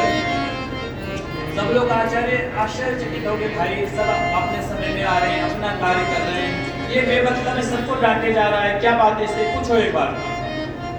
सबने जाकर के पूछा, भैया एक बार बता दो क्या हो गया, क्यों इतना परेशान हो रहे हो, क्यों सबको डांट रहे हो? तब द्वारपाल कहता है, सीता दोस्तों अभी अभी हमारे स्वामी सीता का हरण करके आए हैं, वो विश्राम कर रहे हैं, उनके विश्राम में व्यवधान न हो जाए, इसलिए शांत करो। तो नाम वैभवशाली रावण का द्वारपाल ब्रह्मा जी को डांट लगा सकता है? क्या कमी होगी? पूरी नगरी सोने की है। यहाँ तो एक चैन लगाने के लिए लोगों को मुश्किल है, लेकिन रावण की पूरी नगरी सोने की है, तमाम वैभव है, सारी देवी देवता उन्हें उपस्थिति लगाते हैं। उसके बाद भी वो रावण भगवान भोलेनाथ का पूजा करते हुए, भोलेनाथ की स्तुति करते हुए कहता है, हे भोलेनाथ कदा सुखी भवा, मैं कब सुखी होगा, कब मैं आनंदित होगा। लो अब क्या कमी रह गई, जो रावण को भी सुखी नहीं है रावण, तो आप और हम कहाँ सुखी हो सकते, कैसे सुखी हो सकते हैं? न चित्रस्य सुखम किंचित न सुखम चक्रवर्तिना मुनिरत्त विरक्तस्य मुनिरेकांत जीवनम। न तो चक्रवर्ती सम्राट सुखी है, न तो बड़े बड़े राजा महाराजे सुखी है, बस सुखी कोई है तो एकांत में बैठ करके भगवान का भजन करने वाला जो भक्त है वही सुखी है। कोई तन दुखी, कोई मन दुखी, कोई धनु बिनु रहते उदास, थोड़े थोड़े सब दुखी, सुखी राम के दास। तो सब लोग दुखी हैं, कुछ न कुछ दुख सब में है। तो इसलिए माँ, ये संसार में कोई सुखी नहीं है, कोई इस मन के पेट को भर नहीं सकता। मन के पेट को केवल भगवान ही भर सकते हैं। तो बोले बेटा, ये मन को कैसे स्थिर करें, इस मन को कैसे भगवान की ओर लगाएं, भगवान की ओर कैसे ये मन जाएगा? तब कपिल भगवान ने कहा, माँ इस मन को मदन मोहन की तरफ लगाओ, उसके लिए संतों की संग करो, संत महात्मा के पास जाया करो, उनके पास बैठो, उनसे सत्संग सुनो, सत्संग करो। जब महापुरुष सुंदर सुंदर भगवान की कथा कहेंगे, जब कथा सुनेंगी तो कथाओं से धीरे धीरे मन की वृत्ति शुद्ध हो जाएगी, बुद्धि परमात्मा में लगने लगेगा। तभी यह मन शांत होने लगेगा। सताम प्रसंगा मम वीर संविदो भवन्ति कर्णरसायनं कथा तज्जोषणाताश्रपवर्गवत्मनि श्रद्धारति भक्तिरनुगमिष्यति। माँ, संतों के पास जाओ, संतों के पास रहो, उनका संग करो, सत्पुरुषों का संग करो, अच्छे लोगों का संग करो और हमेशा परमात्मा की ओर अपने वृत्ति को चलाओ। बेटा संत कौन है? बोले तितिक्षव कारुणिक सुहृद सर्वदेहिनां अजात शत्रव शांत साधव साधुभूषण। जो तितिक्षु हो, जो करुणा से भरा हुआ हो, जिसका हृदय में भगवान का वास हो और संपूर्ण देहधारियों में परमात्मा का दर्शन करता हो, अजात शत्रु, जिसकी कोई शत्रु नहीं हो, जिसकी कोई मित्र नहीं, श्रिया राम मैं शब जग जानी करो प्रणाम जोर जुपाणी। प्रत्येक कण में ब्रह्म दर्शन करता हो, एक माला पहना दो तो खुशी नहीं, हर्ष नहीं, और दो थप्पड़ मार दो, दो गाली दे दो तो अपमान की कोई किसी प्रकार का घोट प्रभाव न करे, अपमान भी प्रभावित न करता हो, मान सम्मान से दूर वो शक्त है, उनकी शक्त करो माँ, निश्चित ही तुम्हारा कल्याण होगा। और भगवान का चिंतन करो। कहो क्या? राधे कृष्ण राधे कृष्ण राधे कृष्ण बोल, राधे कृष्ण राधे कृष्ण राधे कृष्ण बोल। सब दुख तेरे दूर भटके अंतर का पट खोल, सब दुख तेरे दूर भटके अंतर के पट खोल। राधे कृष्ण राधे कृष्ण कृष्ण कृष्ण राधे राधे राधे श्याम राधे श्याम श्याम श्याम राधे राधे।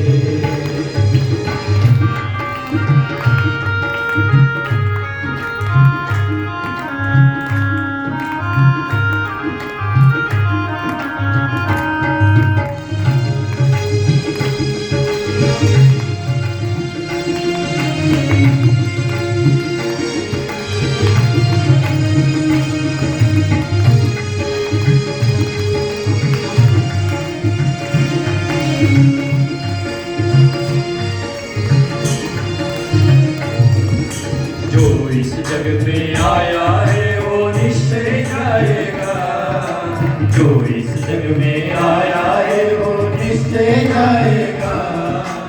अंत समय में कोई न तेरा काम न आएगा, अंत समय में कोई न तेरा काम न आएगा।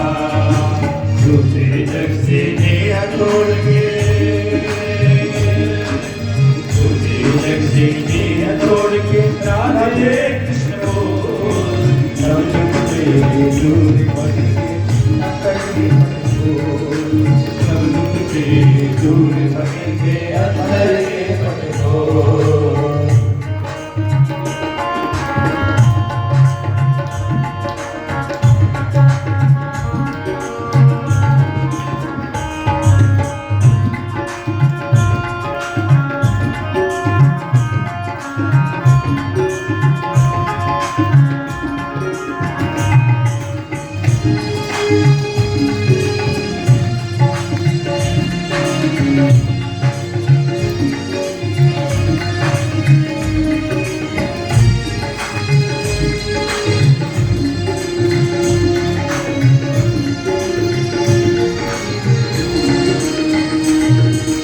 जब मनमोहन के चरणों में प्रीत लगाएगा, जब मनमोहन के चरणों में प्रीत लगाएगा, जन्म मरण के जग प्रपंच से तू बच जाएगा, जन्म मरण के जग प्रपंच से तू बच जाएगा। सारे यही है इस जीवन का, सारे यही है इस जीवन का राधे कृष्ण बोल। सब दुख तेरी दूर भगेंगे अंतर के पट खोल, सब दुख तेरी दूर भगेंगे अंतर के पट खोल।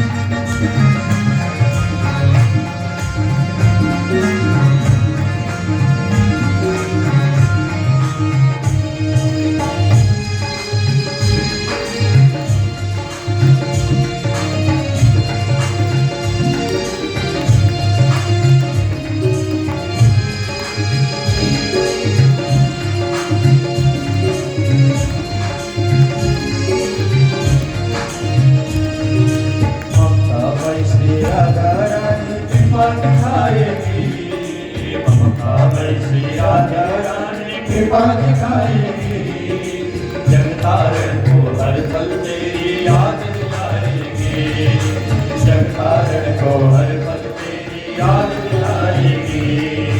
मुक्ति मिल जाएगी बंदे, मुक्ति मिल जाएगी बंदे राधे कृष्ण को। सब दुख तेरे दूर भगेंगे अंतर के पट खोल, सब दुख तेरे दूर भगेंगे अंतर के पट खोल। राधे कृष्ण राधे कृष्ण कृष्ण राधे राधे, राधे श्याम राधे श्याम, श्याम श्याम राधे राधे, राधे कृष्ण राधे कृष्ण, कृष्ण कृष्ण राधे राधे, राधे श्याम राधे श्याम, श्याम श्याम राधे राधे, राधे कृष्ण राधे कृष्ण, राधे कृष्ण कृष्ण कृष्ण, राधे श्याम राधे श्याम, श्याम श्याम राधे राधे। भगवान की तितिक्षव कारुणिक सुहृद सर्वदेहिनां अजात शत्रव शांत साधव शांतभूषण। माँ संतों का संग करो। संत कौन है वो भी बता दिया और कहा माँ अपने दृष्टि को व्यापक करो, दृष्टि को सीमित मत करो। केवल मूर्तियों में जो दर्शन करता है भगवान का वो निम्न कोटि का भक्त है। माँ जो चलते फिरते साधु संतों में भी भगवान का दर्शन करता है, मूर्ति में तो करता ही है, चलते फिरते संतों में भी भगवान का दर्शन करता है, वो मध्यम कोटि का भक्त है। और माँ जो संपूर्ण जीव जगत में शिया राम मैं सब जग जाने, करूं प्रणाम जोर जग पाने। तुझ में राम मुझ में राम सब में राम समाया है, कर लो सभी से प्यार जगत में कोई नहीं पराया है। इस दृष्टि से कण कण में परमात्मा का दर्शन करता है तो माँ वो सबसे उत्तम कोटि का भक्त है। इस प्रकार से अपनी दृष्टि को व्यापक करो। यत्र तत्र सर्वत्र संपूर्ण जीव जगत में प्रभु का दर्शन करो, परमात्मा का दर्शन करो। जो इस प्रकार से अपने दृष्टि को व्यापक किए हुए हैं ऐसे लोगों का संग करो, संत महात्माओं का संग करो, भक्तों का संग करो, जिससे आपका ये जो मन है धीरे धीरे शांत होने लगेगा, मन विषयों से हट जाएगा, मन आकर के भगवान के चरणों में केंद्रित हो जाएगा। माँ तभी आनंद तभी सुख का अनुभव होगा, आनंद की अनुभूति होगी। माँ ने कहा बेटा कपिल ध्यान कैसे करना चाहिए, भगवान के ध्यान की विधि क्या है? बड़ी सुंदर प्रश्न है। बोले माँ संचिन्तयेत भगवतः चरणारविन्दं वज्रांकुशध्वज सरोरुहलाञ्छनाढ्यम् उक्तन्तरङ्गविलसज्जनखचक्रबाला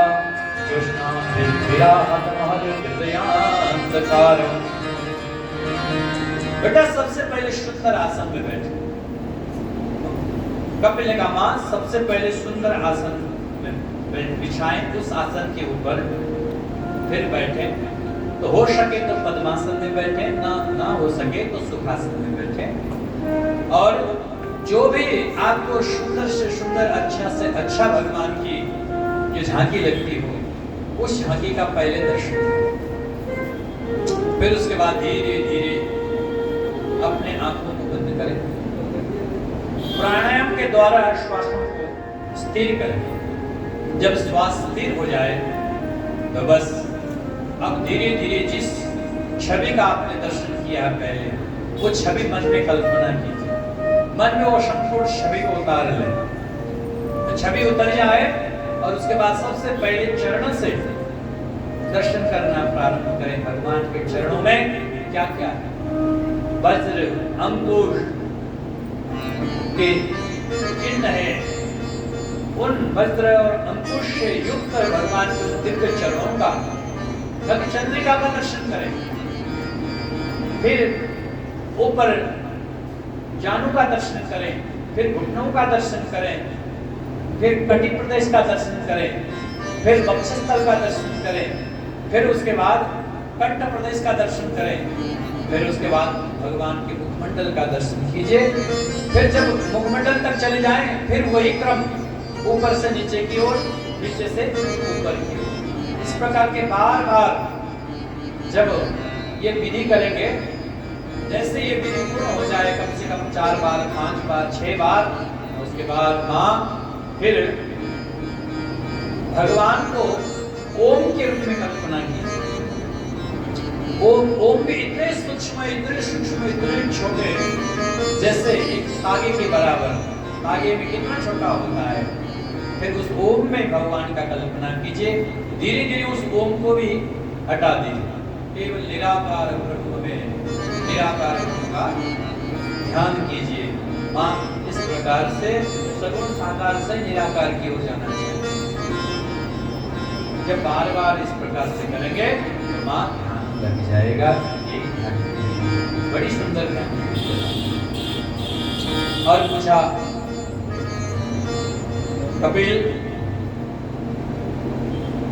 जो अधोगामी पुरुष है उनकी क्या गति होगी? कपिल भगवान ने कहा, मां, जो मनुष्य भगवान की भजन नहीं करते, जो मनुष्य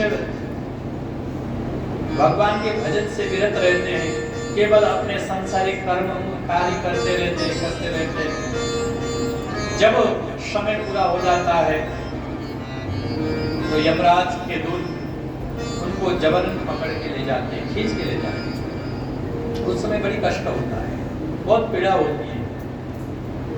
और जब यमराज के दूत लेके चले जाते हैं, तब उसके उस पार्थिव देह को लेकर के उसके परिजन शमशान की ओर जाते हैं। शमशान की ओर जाते हुए क्या कहते हैं?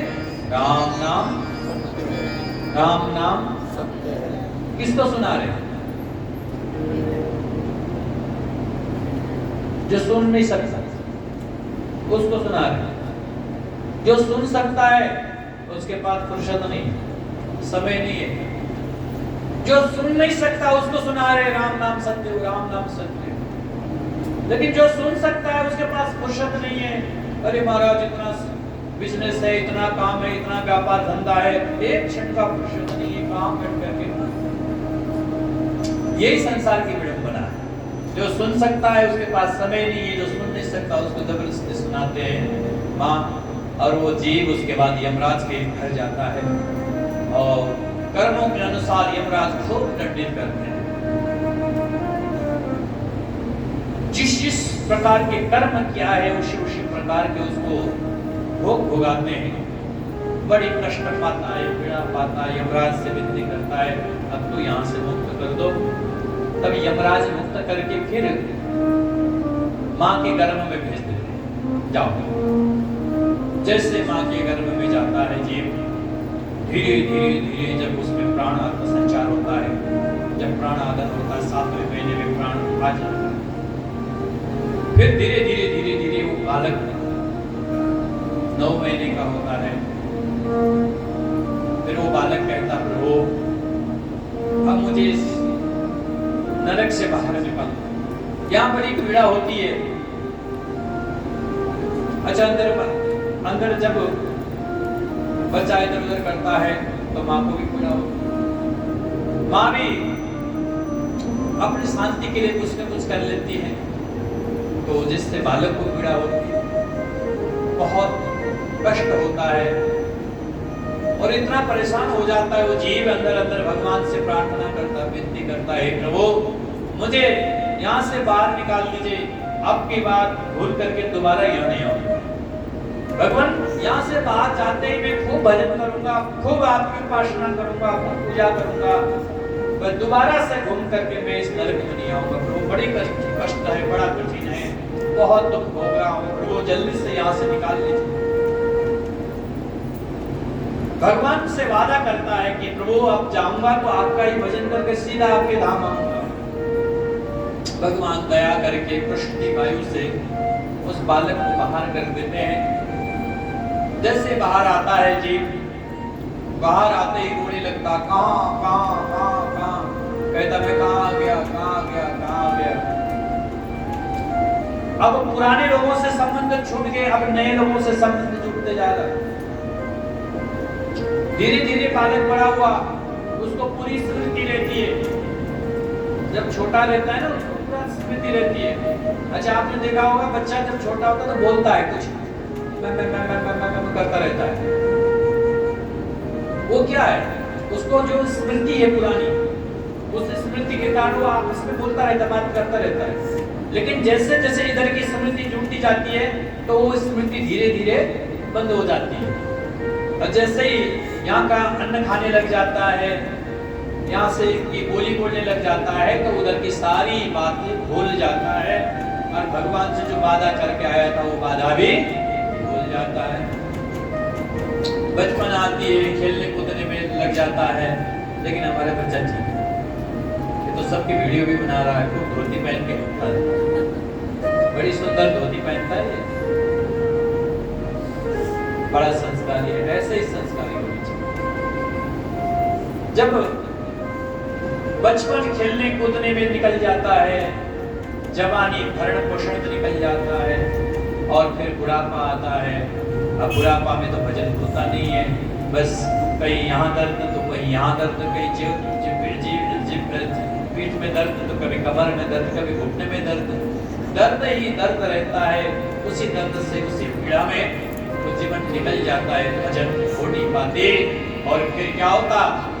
फिर घंटी बज जाती है, जहाँ घंटी बजी फिर राम नाम का समय आ जाता है। माँ बस जीव ऐसे ही कभी माँ के गर्भ से निकलता है, फिर संसार में आता है, घूम करके फिर माँ के गर्भ में पहुंच जाता है, फिर वहां से निकल के संसार से फिर माँ के गर्भ में। बस माँ यही संसार के चक्र में जीव घूमता ही रहता है, कष्ट पाता है, पीड़ा पाता है, कभी अपने को समझ नहीं पाता। माँ जिस दिन इस बात को समझ जाएगा कि मुझे इस बार बार जो संसार का चक्र है, इस चक्र को तोड़ना है, और इस चक्र को केवल एक ही विदा तोड़ सकती है, वो विदा है भागवत का श्रवण, वो विदा है महापुरुषों का संग, वो विदा है भगवान की आराधना, भगवान की उपासना ही हमें संसार के चक्र से छुड़ा सकती है। 84 चक्र से हम बच सकते हैं। पुनरपि जननम पुनरपि मरणम पुनरपि जननी जठरे शयनम भज गोविंदम भज गोविंदम गोविंदम भज मूढ़मते। शंकराचार्य भगवान कहते हैं, हे मूढ़मती, भगवान को भज, भगवान गोविंद को भज, नहीं तो क्या होगा? ये संसार चक्र में घूमता ही रहेगा, घूमता ही रहेगा। ये संसार का चक्र कभी टूटेगा। माँ बड़ी सुंदर उपदेश किया माँ को। माँ प्रसन्न हो गई। माँ ने कहा, कपिल बेटा, मैंने तेरे इतने सारी बातों का एक सार निकाला है। क्या माँ? तो कहने लगे, अहो पत स्वपचतो गरीयान यज्वाग्रे वर्तते नाम तुभ्यम। बेटा, मैंने संपूर्ण उपदेश का सार ये निकाला कि जिसके जिह्वा पे भगवान का नाम है, जिनके जीवन में भगवान की भक्ति है, वो चाहे नीच से नीच कुल में भी उत्पन्न हो तो भी वो सर्वश्रेष्ठ है। और जिसके जीवा में भगवान का नाम नहीं है, जिनके मन में भगवान के प्रति भाव नहीं है, वो ऊंचे से ऊंचे कुल में जन्म ले तो भी वो सबसे निकृष्ट है। बस तुम्हारी बातों का यही सारा निकाला कि जीवन में भगवान के नाम अपने जीवा में होना चाहिए। जिसके जीवा में परमात्मा का नाम है वही संसार में सफल है, और वही इस संसार सागर से पार होकर ब्रह्म के घर जाएगा, भगवान के घर जाएगा। इस प्रकार से बड़ी सुंदर उपदेश दिया है माँ को। माँ गदगद हो गई, माँ शीत अवस्था को प्राप्त हुई। देखते देखते माँ का जो दिव्य देह है पिघल करके पानी की तरफ बहने लग गया। देखते देखते माँ सिद्धता नदी, सिद्धता नाम की नदी बन करके प्रवाहित हो गई। और इधर कपिल भगवान ने देखा, अब मेरी माँ की मुक्ति हो चुकी है, मेरी माँ का उद्धार हो चुका है। कपिल भगवान माँ को प्रणाम करके धीरे धीरे गंगा सागर की ओर चले। गंगा सागर पहुंच करके जहां पर आज भी संसार के कल्याण के निमित्त भगवान कपिल तपस्या कर रहे हैं और भक्तजन गंगा सागर जाकर के कपिल नारायण के दर्शन कर अपने जन्म जीवन को सफल बनाते हैं। इसलिए कहावत है, सारे तीर्थ बार बार गंगा सागर। एक बार बड़ी कठिन यात्रा हुआ करते थे, लेकिन अब तो भगवान की कृपा से बड़ी सुगम यात्रा हो गई है। सब लोग पहुंचते, पहले बड़ी क्लिष्ट यात्रा मानी जाती थी, जल्दी से लोग पहुंच नहीं पाते थे। आज भी कपिल भगवान गंगा सागर में संपूर्ण मानवता के लिए कल्याण हो, इस भावना से तपस्या करते हैं। बोले कपिल नारायण भगवान की जय, देवहूति मैया की जय। इन्हीं पावन प्रसंग के साथ साथ श्रीमद् भागवत के तृतीय स्कंद को विराम। आइए चतुर्थ स्कंद की ओर चलते हैं, जहां पर 31 अध्याय है। यहाँ पर मनु महाराज के अन्य बेटियों के वंश वर्णन है और साथ में पुत्रों के वंश वर्णन किया है। अभी हमने मध्यम पुत्र देवहूति का वंश वर्णन सुना है। अब यहाँ सबसे बड़ी बेटी आकुति के वंश वर्णन कर रहे हैं। मनस्तु शतरूपायां तिस्र कन्याश्च जज्ञे आकुतिर्देवहूतिश्च प्रसूतिरिति विश्रुतः। आकुतिं रुचये प्रादादपे भातृमतिं नृपा पुत्रिका धर्ममाश्रित्य शतरूपानुमोदितः। मनु महाराज के तीन बेटे आकुति, देवहूति, प्रसूति। मध्यम पुत्री देवहूति का वंश वर्णन हो गया। अब सबसे बड़ी बेटी रुचि नाम की बेटी को वंश, आकुति नाम की बेटी के वंश वर्णन कर रहे हैं। उनका विवाह रुचि नाम के प्रजापति के साथ हुआ, पुत्री का धर्म का आश्रय लेकर कि इससे जो भी बड़ा बेटा होगा वो हम लेंगे। इस शर्त पे रुचि नाम के प्रजापति को आकुति नाम की बेटी ब्याह दी। रुचि और आकुति से साक्षात यज्ञ नारायण भगवान प्रकट। बोलिए कि नारायण भगवान। यज्ञ की विवाह हुई दक्षिणा से। किनसे? दक्षिणा से। तो यज्ञ की पत्नी का नाम है दक्षिणा। इसलिए यज्ञ करने के बाद दक्षिणा देने के विधान इसलिए है, वो पति पत्नी यज्ञ करो दक्षिणा न दो तो यज्ञ पूर्ण नहीं माना जाता है। तो उनके दक्षिणा के साथ विवाह हुआ। और महाराज और सबसे छोटी बेटी जो प्रसूति थी, प्रसूति का विवाह दक्ष प्रजापति के साथ हुआ और जिनसे 16 कन्या उत्पन्न हुई। कितने? 16। 13 कन्या धर्म को ब्याह दी। धर्म के मूर्ति नाम की पत्नी से भगवान नर नारायण का जन्म हुआ, जो साक्षात भद्र विशाल के रूप में जाने जाते हैं। आज भी संसार के कल्याण के लिए भगवान भद्र विशाल नर नारायण पर्वत पर तपस्या करते हैं और भक्तजन जाकर के दर्शन करते बड़े आनंद पाते हैं। महाराज एक पुत्री अग्नि को दी। अग्नि की पत्नी है स्वाहा। क्या? स्वाहा। और दूसरी पुत्री दी पितरों को। पितरों की पत्नी का नाम है स्वधा। तस्मै स्वधा, तस्मै स्वधा। जब आप पितरों के तर्पण करते होंगे तो पंडित जी कहते उल्टे अंगुली से जल डालो, तो क्या कहते हैं? तस्मै स्वधा नमः, तस्मै स्वधा नमः, तस्मै स्वधा नमः। लेकिन अग्निदेव को ओम इंद्राय नमः स्वाहा, ओम चंद्राय नमः स्वाहा। तो ये स्वाहा और स्वधा दो पितरों के और अग्नि को दी। और एक जो सबसे छोटी बेटी थी सती, सती का विवाह भगवान शंकर के साथ किया और भगवान शंकर के साथ ब्याह कर दी। लेकिन परीक्षित, सती ने अपने पिता के यज्ञ में आकर के अपने पति का अपमान देखा तो अपने प्राणों का ही विसर्जन कर दिया, प्राणों का परित्याग कर दिया। कितना सुना तो परीक्षित ने कहा, महाराज ऐसा क्या विपत्ति आन पड़ी, अपने पिता की यज्ञ में पुत्री को ही प्राणों का बलिदान देना पड़ा। अपने प्राणों को छोड़ना पड़ा। गुरुदेव ये प्रसंग जरा विस्तार से सुनाइए। तब सुखदेव जी सुनाने लगे, राजन सुनो। श्रूयताम ब्रह्म ऋषयो में सहादेवा सहानुलय साधना ब्रुते वृत्तम न ज्ञाना न च मत्सरा। प्रजापति दक्ष को प्रजापति पद पर अभिषिक्त किया ब्रह्मा जी ने, प्रजापति का पद दिया तो महाराज भव्य स्वागत समारोह हुआ प्रजापति दक्ष का। उस स्वागत समारोह में सारे देवतागण पहुंच गए और उस स्वागत समारोह में ब्रह्मा जी भी पहुंचे, भगवान विष्णु भी पहुंचे और भगवान शंकर भी पहुंचे। भव्य स्वागत समारोह लगा हुआ है, चारों ओर फूल माला लेकर के दक्ष प्रजापति के स्वागत के लिए सब लोग बैठे हैं। जैसे दक्ष प्रजापति ने सभा में प्रवेश किया तो हमारा सारे सभासदों ने उठकर के अभिनंदन किया, स्वागत किया, लेकिन 3 व्यक्ति खड़े नहीं हुए। पितामह ब्रह्मा खड़े नहीं हुए, क्योंकि ब्रह्मा जी ने कहा ये तो मेरा पुत्र है, पुत्र के आने पर पिता का उठना आवश्यक है। भगवान नारायण नहीं उठे, उन्होंने सोचा ये तो मेरा पौत्र है, मैं क्यों उठूं। और जब ये दोनों नहीं उठे तो भगवान शंकर ने सोचा ये दोनों नहीं उठे तो मैं भी काय को उठूं, मैं भी मनी मन प्रणाम कर लेता हूं ससुर जी को। अब भगवान शंकर ने भी मनी मन प्रणाम किया, लेकिन उठे नहीं। दक्ष प्रजापति ने चारों ओर आंख घुमा के देखा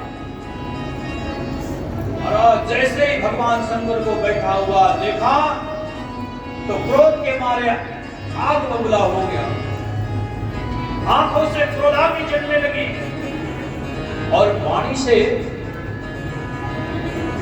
क्रोध टपकने लगा।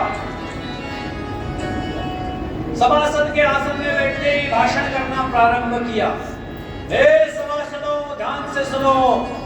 सारे आश्चर्य में पड़ गए, राम राम, ये तो सभाध्यक्ष है, सभाध्यक्ष को सबसे बाद में बोलना होता है, ये तो आते ही बोलना शुरू कर दिए, क्या हो गया। सब लोग बड़े सावधान होकर सुनने लगे। हे सभासदों, मेरी बात जरा कान खोल के सुन लो। सभा में सभ्य व्यक्ति को बुलाया जाना चाहिए। एक भी असभ्य व्यक्ति आ जाता है तो पूरी सभा की मजाक किरकिरी हो जाती है। सबने कहा भाई कौन असभ्य व्यक्ति आ गया, यहाँ तो सब सभ्य व्यक्ति हैं, सब अच्छे व्यक्ति हैं। इधर उधर घूम के देखा तो दक्ष प्रजापति कहने लगे, इधर उधर के क्या देखते हो, दिखाई नहीं देता। यह सभ्य बंदर के समान नेत्र वाला शंकर बैठा हुआ है, इसको साधारण शिष्टाचार का ज्ञान नहीं है।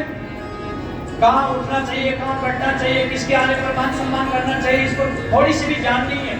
अरे ज्ञान होगा भी कहाँ से। अरे अच्छी सोसाइटी में रहे, अच्छी समाज में रहे, तब न ज्ञान होगा। रहता है शमशान में, भूत प्रेत पिशाचों का संग करता है, इसको कहां से ज्ञान होगा, कहां से बोध होगा। प्रेतावासेषु घोरेषु प्रेत भूतरे गणे पिता। भूत प्रेत पिशाचों से घिरा हुआ रहता है समय, इसको कहां से साधारण शिष्टाचार की ज्ञान होगी। एक ने कहा महाराज है तो आपके दामादी, है तो आपका दामादी। आग बबूला हो गया, बोला कहाँ है मेरी मृगलोचना कन्या सती और कहाँ ये बंदर के समान नेत्र वाला शंकर, कहाँ जोड़ा मिलना था। ये तो ब्रह्मा जी ने कहा जबरदस्ती, तब जाकर के मैंने शादी कर दी, नहीं तो मैं कभी अपनी बेटी का विवाह इस बंदर के समान नेत्र वाला शंकर से न करूंगा। ओ महाराज कितना गाली देने लगा तो भोलेनाथ को तो कोई फर्क नहीं पड़ा। भोलेनाथ तो चुपचाप सुनते रहे, नंदी से रहा नहीं गया, नंदी उठ के खड़े हुए। तो जैसे नंदी कुछ कहते, भगवान शंकर ने कहा नंदी बैठ जाओ। ये ससुर दामाद के बीच की बात है, कोई बात नहीं। अच्छे अच्छे लोगों को ससुराल ससुर जी का सुनना भी पड़ता है, कोई बात नहीं, 4 बात सुन लेंगे, बैठ जाओ। नंदी बैठ गए। अब तो महाराज और भी आग बबूला हो गया क्रोध के कारण। बोला देखो सभासदों, आज मैं एक निर्णय सुनाता हूं, इस शंकर को किसी भी यज्ञ में भाग न दिया जाए, क्योंकि ये शब्द समाज में रहने लायक नहीं है। मैं घोषणा करता हूं आज के बाद किसी भी यज्ञ में इसको भाग न दिया। अब तो श्राप दे दिया, नंदीश्वर से रहा नहीं गया। नंदीश्वर उठ के खड़े हुए, ये दक्ष प्रजापति जब से आया है पत्र की तरफ पक किया जा रहा है। हमारे स्वामी बोल रहे हैं तो इसका मतलब ये नहीं कि तुम कुछ भी कहना चाहे। श्राप दे, मैं भी श्राप देता हूं, तेरा बकरे का मुंह लग जाए। अब तो महाराज उधर से भृगु जी खड़े हुए। भृगु जी ने कहा, नंदी, ये ससुर दामाद के बीच में तुम काहे कूदा? मैं भी श्राप देता हूं, भगवान शिव के गण सारे पाखंडी हो जाए। अब तुम्हारा पूरे गण को श्राप लग गया। तो इधर शिव जी के गण उठ के खड़े हुए, भृगु जी आपने कैसे श्राप दिया हमें? जाओ हम भी श्राप देते। आप जैसे ब्राह्मण कलयुग में घर घर में भीख मांगते फिरो। अब तो महाराज ये स्वागत समारोह नहीं, ये तो श्राप समारोह बन गया। ये स्वागत समारोह नहीं रहा, ये तो श्राप समारोह बन गया। चलो इससे अच्छा है, इनका सबका कारण मैं ही हूं। भोलेनाथ चुपचाप उठ करके वहां से भोलेनाथ ने कहा, नंदी चलो गणों को लेकर के चलो। हमारा सामर्थ्य होते हुए भी कालम महाकालम कालम कृपालम, अगर भोलेनाथ चाहते तो इसी समय दक्ष प्रजापति को दंडित कर सकते थे, लेकिन भोलेनाथ तो करुणा के देवता है, करुणा के अवतार है, करुणा के सागर है। इसलिए भोलेनाथ को क्या कहते हैं? कर्पूर गौरम करुणावतारम संसार सारम भुजगेंद्रहारम सदा वसंतम हृदयारविंदे भवं भवानी सहितं नमामि। हे भोलेनाथ, भोलेनाथ चाहते तो सब कुछ कर सकते थे, लेकिन भोलेनाथ ने बड़ी कृपा करुणा की और भोलेनाथ ने कुछ कहा नहीं। चुपचाप विष के घुट को पी गए, सहन कर गए सारा अपमान के उस घुट को अपने अंदर लेकर के भोलेनाथ चुपचाप वहां से चले गए। भोलेनाथ चाहते तो सब कुछ कर सकते थे, एक भृगु की टेढ़ी करते सारा पृथ्वी समाप्त हो जाता। विनाश के देवता है, संहार के देवता है, लेकिन भोलेनाथ ने ये कुछ नहीं, बोले नादान चल दे। और रास्ते में जाते जाते कहा, ये बात मां सती से कोई नहीं कहे, जो कहेगा वो अपने प्राणों से हाथ धो बैठेगा। अब किसकी जाकर के मां सती से कह दे। सब पर्वत में कैलाश पर्वत पर पहुंचे और महाराज उसी अवस्था में उसी रूप में ऐसा लगा ही नहीं कि कुछ हुआ है। भोलेनाथ शांत होकर जाके बैठ गए, लेकिन इधर दक्ष प्रजापति का मन फिर भी नहीं। इसने सोचा कि अब यज्ञ करके शंकर को और भी अपमानित करना है, उसको यज्ञ भाग नहीं देना। ऐसा सोच कर कि ब्रह्म शत्र नाम का यज्ञ कनकल हरिद्वार में, यहीं पर कहां, इसी हरिद्वार में, इसी प्रांगण में, इसी कनकल के क्षेत्र में यज्ञ की आयोजन किया। घर कहां है? दक्ष का यही पड़ा घर। ब्रह्म शत्र नाम का यज्ञ किया और सबको निमंत्रण भेजा, लेकिन भगवान शंकर और मां सती को निमंत्रण नहीं भेजा। सबको पता चल गया कि आजकल ससुर दामाद की झगड़ा चल रही है। तो जब यज्ञ का समय आया, देवता लोगों को यज्ञ में भाग लेने आना है। देवता स्वर्ग से सीधा हरिद्वार नहीं आ रहे, स्वर्ग से कैलाश पर्वत जा रहे हैं। कैलाश पर्वत का चक्कर लगा करके तब जाकर के हरिद्वार पहुंचते हैं। अच्छा, दो व्यक्ति का झगड़ा हो जाए ना, उसका आनंद तीसरा व्यक्ति लेता है। जब पड़ोस में झगड़ा हो जाए तो आपके घर में आपसे झगड़ा है तो पड़ोस में जाना होगा तो चप्पल आपके घर पे उतार देगा। देखो हम फलाने के आए, देखो उससे बड़ा संबंध है हमारा। उसको जलाने के लिए चप्पल उतारने में वही उतारता जान आना है ना, वो आपके उतार के जाएगा। क्यों कि तीसरा व्यक्ति आनंद लेता है जब दो व्यक्तियों में झगड़ा हो। देवताओं के लिए यही हाल है। अरे बाप रे, सीधा हरिद्वार उतरो ना, हरिद्वार ना उतर रहे कहां, कैलाश पर्वत का चक्कर लगा रहे जबरदस्ती मां सती को दिखाने के लिए। आज भी मानो के झुंड इधर उधर हो रहे हैं। मां सती ने बाहर बैठ के देखा क्या क्या बात है, आज क्या हो गया, कहां है ये इतनी देवियां सज धज के जा रही है। मातृ स्वभाव बस रहा नहीं गया, मां सती ने पूछ लिया, अरे बहना ये सज धज करके कहां जा रही हो? तो देवांगना ने कहा, रे सती तुम्हें पता नहीं क्या, तुम्हारे पिता ने कनकल हरिद्वार में इतना बड़ा यज्ञ आयोजन किया है, क्या तुमको निमंत्रण नहीं भेजा क्या?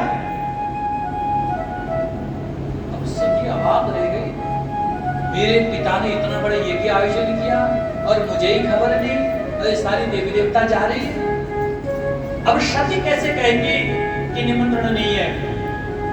सती ने बात बनाई, अरे बहना खूब याद है, लेकिन क्या करूं, भोलेनाथ समाधि में से जागे तब न जाऊं, मैं बस भोलेनाथ की जागने की इंतजार कर रही हूं, तुम पहुंचो मैं आ रही हूं पीछे से। अब जैसे जैसे बात सती ने बना दी, लेकिन सती के मन को कुरेदने लगा। सती आई, भोलेनाथ समाधि में बैठे हैं, अब जगाऊं कैसे? तो सती ने धीरे धीरे भोलेनाथ के चरण दबाना प्रारंभ किया, और चरण दबाते दबाते जैसे भोलेनाथ समाधि से बाहर आए, आंख खुली तो देखा सती बैठी हुई चरण दबा रही है। भोलेनाथ ने कहा, क्या बात देवी, आज तो बड़ी सेवा कर रही हो? सती ने कहा, महाराज हम पत्नियों का धर्म है, पति का सेवा करना मैं रोज ही करती हूँ, आज आपको अलग से कैसे लगा? बोले नहीं देवी, आज कुछ ज्यादा ही कर रही है। तो सती ने कहा, प्रभु एक बात है। क्या बात है बताओ? सती बड़ी चतुर है, दक्ष के पुत्री है ना, तो बड़ी चतुर है। जब सती ने सोचा मैं अपनी समझ दिखाऊंगा तो हो सकता है ना जाए, इसलिए इन्हीं की समझ दिखा देती हूँ। तो सती कहने लगी, क्या? प्रजापतस्ते श्वशुरस्य सांप्रतम निर्यापितो यज्ञ महोत्सव किला वयं च तत्रा विशराम वामते यदा हितामी विबुधा प्रजन्ति। महाराज, आपके ससुर ने कनकल हरिद्वार में ब्रह्मशत्र नाम का यज्ञ रखा है। क्या कह रही? आपके ससुर ने, ये नहीं कह रही मेरे पिता ने। नहीं तो माताएं बात बात में कहती, अरे मेरे पिताजी ने ये किया, मेरे पिताजी ने मुझे बुलाया है। क्यों कहती है ना। तो यहाँ पर आपकी बात सती ने ये नहीं कहा मेरे पिताजी ने रखा है, बोले तुम्हारे ससुर ने। आपके ससुर ने अब की बार नया मकान लिया है, नया गाड़ी ली है। तो ऐसे ही यहाँ पर सती ने कहा मेरे पिता नहीं कर रहे, बोले कि आपके ससुर ने बहुत बड़ा ब्रह्मशत्र नाम किया है। क्यों? इसलिए कि इनका संबंध ज्यादा दिखा दूंगी तो ये ज्यादा प्रसन्न हो जाएंगे और जल्दी से चलते बनेंगे। बोले महाराज वहां चलिए, जल्दी से चलिए, वहां पर मेरी बहनें आएंगी और मेरे बंधु बांधव होंगे, उन सब से मिलूंगी, अपने सुख दुख की दो बातें करूंगी, कितना आनंद आएगा। इसलिए महाराज वहां ये सारे देवी देवता भी पहुंच रहे हैं, चलिए ना जल्दी से। तो भगवान शंकर का, अच्छा देवी ये बात थी, अच्छा देवी तो निमंत्रण आया है क्या? अब मां सती ने कहा, भगवान घर ही ऐसी जगह में बना रखा है, इतने जंगल में तो घर बना रखी है, हो सकता निमंत्रण लेने के लिए आने वाला भी रास्ता भूल गया हो। ये कैलाश पर्वत में जल्दी से कोई पहुंच नहीं पाता है, ऐसी जगह में आपका घर है, भगवान निमंत्रण तो नहीं आए। तो भगवान शंकर ने कहा, देवी बिना निमंत्रण का नहीं जाना चाहिए कहीं भी। बोले भगवान, अनाहुता अप्यभियन्ति सौहृदं भर्तृवरुदेह कृतस्य केतनम्। बोले महाराज 6 जगह ऐसा है जहां पर बिना निमंत्रण के चले जाना चाहिए, कोई दोष नहीं। बोले कहां? बोले गुरु के घर, पिता के घर, वैद्य के घर, ज्योतिषियों के घर और वकीलों के घर यहाँ बुलाने की जरूरत थोड़ी है, खुद को जाना पड़ता। तो महाराज कुछ घर ऐसे हैं जिस घर में बुलाने की आवश्यकता नहीं है, स्वयं जाना चाहिए। तो इसलिए मेरी माता पिता है, कितना याद कर रहे होंगे, कितने दिन से सती आई नहीं, कितने याद करते हैं भगवान। मैं चलूंगा, मैं भी चलूंगी। तो भोलेनाथ ने कहा नहीं नहीं देवी, अनाहुता अप्यभियन्तु बन्धुसो तयोनितं शोभनमेव शोभने। हे देवी, तुम्हारा जो कहना है अत्यंत उचित है, लेकिन बिना बुलाए अगर चले गए और वहां जाने के बाद मान सम्मान नहीं हुआ, अपमान हुआ, तो देवी अपने स्वजनों के अपमान से बढ़कर के दुख और कुछ होता नहीं है। सबसे बड़ा दुख अगर कोई है तो अपनों के द्वारा तिरस्कृत किया जाना है। देवी कहीं ऐसा ना हो हम चले जाएं और हमारा अपमान कर दें। बोले नहीं नहीं भगवान कैसे अपमान करेंगे, मेरे पिताजी है, मेरी माताजी है, बहुत प्रेम करते हैं, बहुत स्नेह करते हैं, कोई अपमान नहीं करेगा भगवान। तब भोलेनाथ ने कहा देवी मुझे तो कोई फर्क नहीं पड़ता, मैं तो मान अपमान से दूर हूं, लेकिन अब की बार भी तुम्हारे पिता ने मेरा अपमान कर दिया तो मैं तो सहन कर लूंगा, लेकिन देवी तुमसे सहन नहीं हो पाएगा और तुम भी कुछ भी निर्णय ले सकती हो। इसलिए देवी जान की बात कब की बात कर रहे हैं, कब की अपमान की बात कर रहे हैं भगवान। आज आकर के भोलेनाथ ने उस दिन के अपमान की सारी बात, सारी घटना तदवत सती को सुनाया। सुनते ही सती ने कहा वो फिर तो मेरा जाना परम आवश्यक है। अगर मैं नहीं गई तो आज का छोटा सा मनमुटा कल विकराल और विराट स्वरूप ले सकता है, कल भयानक रूप ले सकता है, इसलिए मेरा जाना जरूरी है। इसलिए सत्य ने कहा महाराज तो आप नहीं जाएंगे तो मुझे जाने की आज्ञा दीजिए। भगवान ने कहा नहीं देवी तुम मत जाओ उस यज्ञ में, तुम जाओगी तो वापस नहीं आओगी, ये बात पक्की। बोली नहीं भगवान अब नहीं गई तो बात और बिगड़ जाएगी, इसलिए मुझे जाने की आज्ञा दीजिए। भगवान ने बहुत मना किया सती को, सती मानी नहीं, पिता का पक्ष प्रबल हो उठा है। कब मायका पहुंचूं, कब मैं अपने पिता से बात करूं, माता जी से बात करूं, ऐसे बात क्यों कहा गया, क्यों हुआ, ये सारी बात कहने के लिए आंदोलित हो रही सती। सत्य ने कहा प्रभु मैं जाऊंगा।